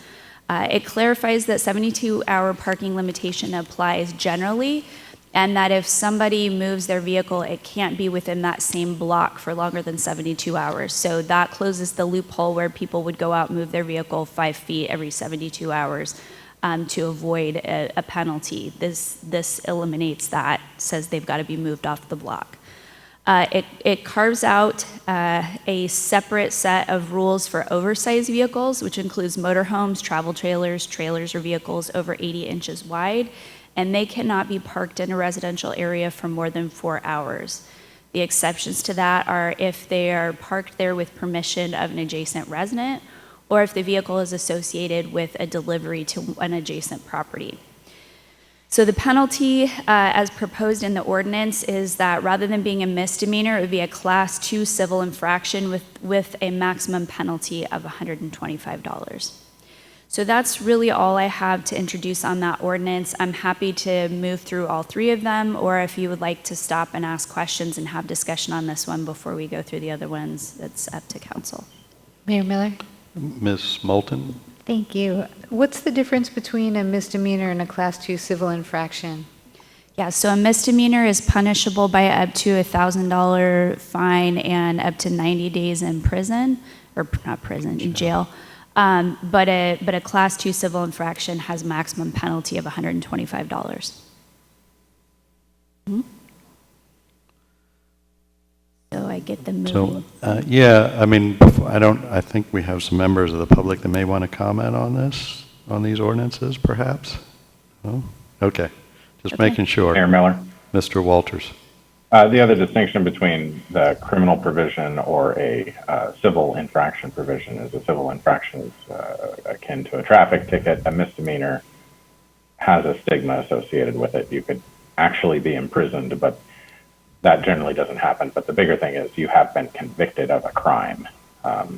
Everybody's gotten a ticket. Not everybody's been convicted of a crime. There's a significant difference here. And when we're talking about you park too big of a vehicle in the wrong spot, in my mind, that shouldn't be a crime. It should be dealt with. It should be punishable. It shouldn't be a crime. Great point. Okay, so ordinance 4036 deals with sidewalk obstructions. And this ordinance amends Chapter 924 of the Municipal Code with respect to street and sidewalk obstructions, and it separates obstructions of streets and alleys from obstructions of sidewalks. It clarifies that blocking a street or alley is a misdemeanor with a fine of up to $1,000 and imprisonment not to exceed 90 days, whereas sidewalk obstructions are also unlawful, but they're Class 3 civil infractions with a maximum penalty of up to $50. So sidewalk obstructions include parking a vehicle across the sidewalk, and the exception is for commercial placement of goods, wares, and merchandise outside of a business. So the proposed language says that sitting or lying on public sidewalks is unlawful between 8 a.m. and 10 p.m. in commercial zones or in the central business district. So not at night, just during the daytime when business is happening at these places. And there are some exceptions for, if somebody needs to sit down because they're having a medical emergency, if they are disabled, if they are patronizing a commercial establishment, if they're participating in a parade, public event, festival, in the public right-of-way that's permitted, if they're sitting on a chair or bench supplied by a public agency or an adjacent business, if they're sitting while waiting for transportation. So that is that one. Any questions or? Mayor Miller? Ms. Moulton.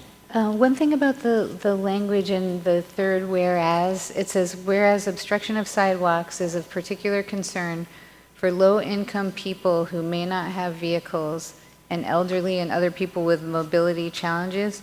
I wonder if we could use language that doesn't, that's a little more general, like it's concern for people who may not have vehicles.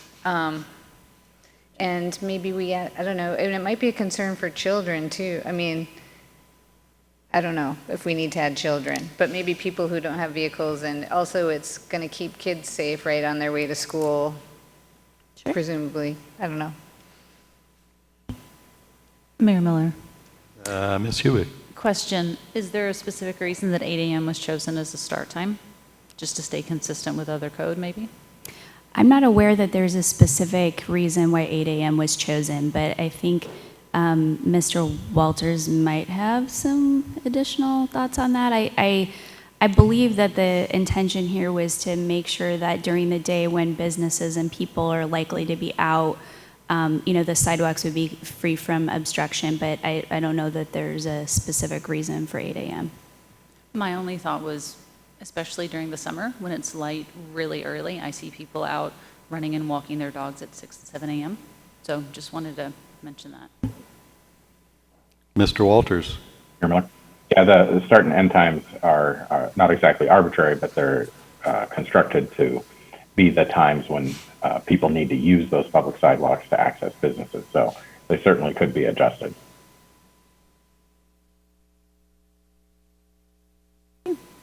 Thank you. The last ordinance is 4037, which is related to trespass on city property.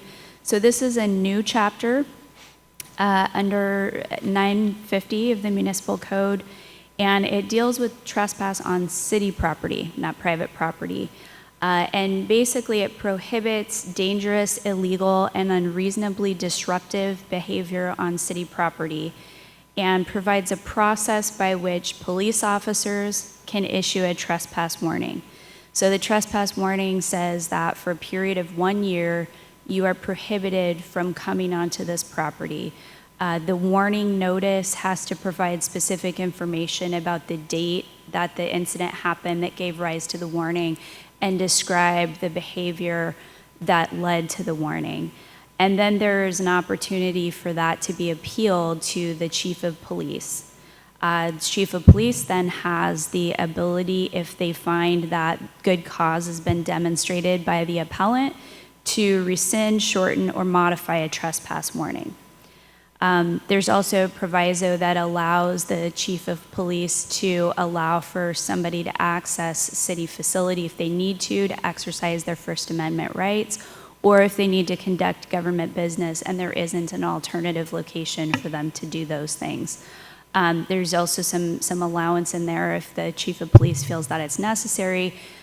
He or she can require that there be an officer escort to access the property at that point. And then the teeth on this one is that violating that trespass notice would be a criminal trespass, which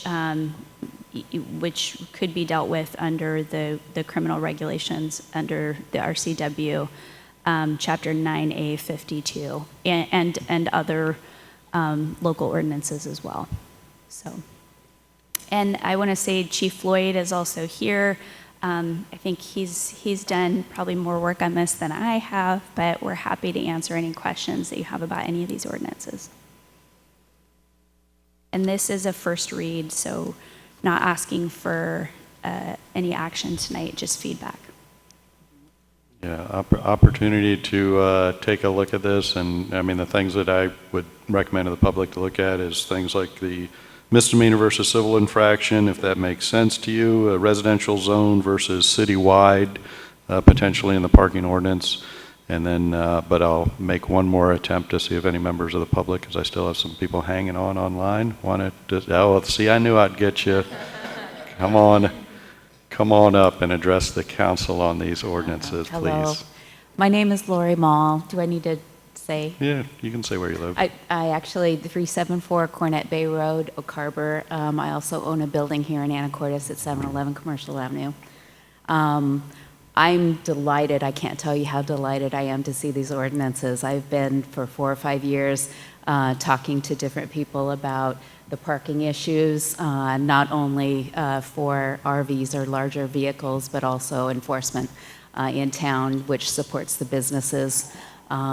The trespass, we all know, I mean, I know very little of what's happened in town, especially since COVID, but I know that there are a lot of issues when the public bathrooms are not available because they've been vandalized.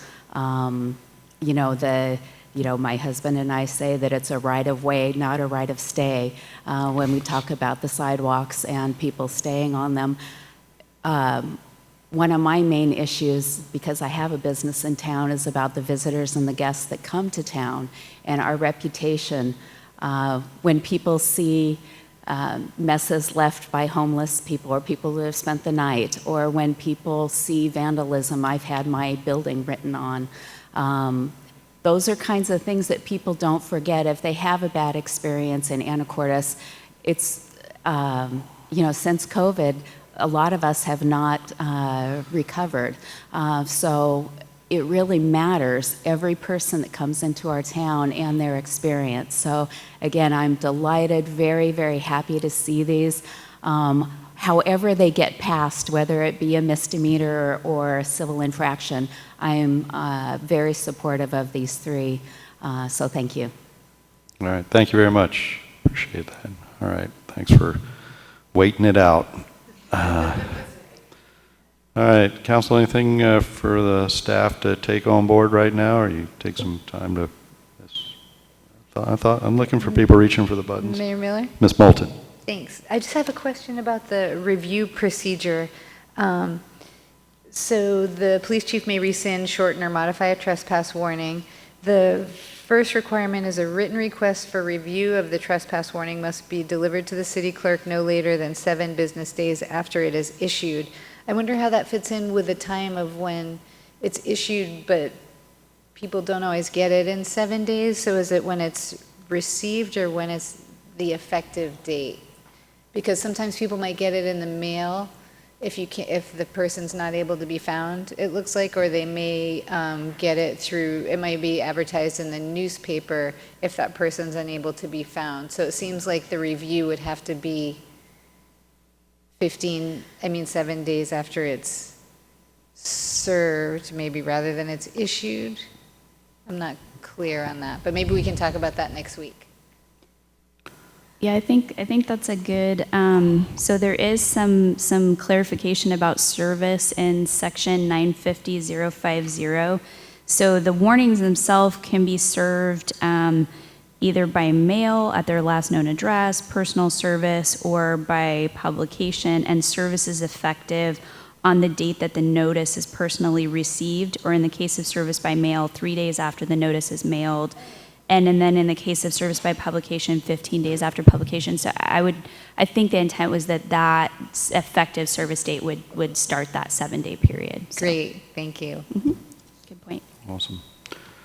All right, anything else? Again, please take a look and provide the feedback. Mayor Miller. Mr. Walters. One other thing about the trespass ordinance is that the objective here is also to articulate a uniform standard of conduct for people on city property.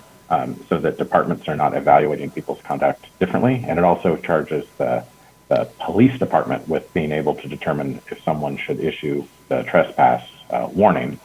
If the police should issue the trespass warning rather than the department head need not consent to issuing the trespass warning. The important bit here is that uniform standard of behavior and conduct. And so that all the rest of it is required to protect people's due process rights. You know, we need to have the process, we need to have the warnings, we need to have the appeal period. Those could be modified in some way, but we've got to have those components.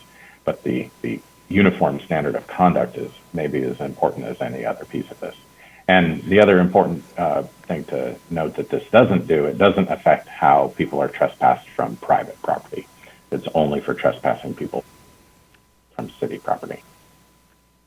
That's a good reminder because we pretty well established process with the private property trespass, at least the police department does. Okay, any other questions? All right, well, it was a long one, but a good one, and thank you. With that, I will adjourn the city council meeting.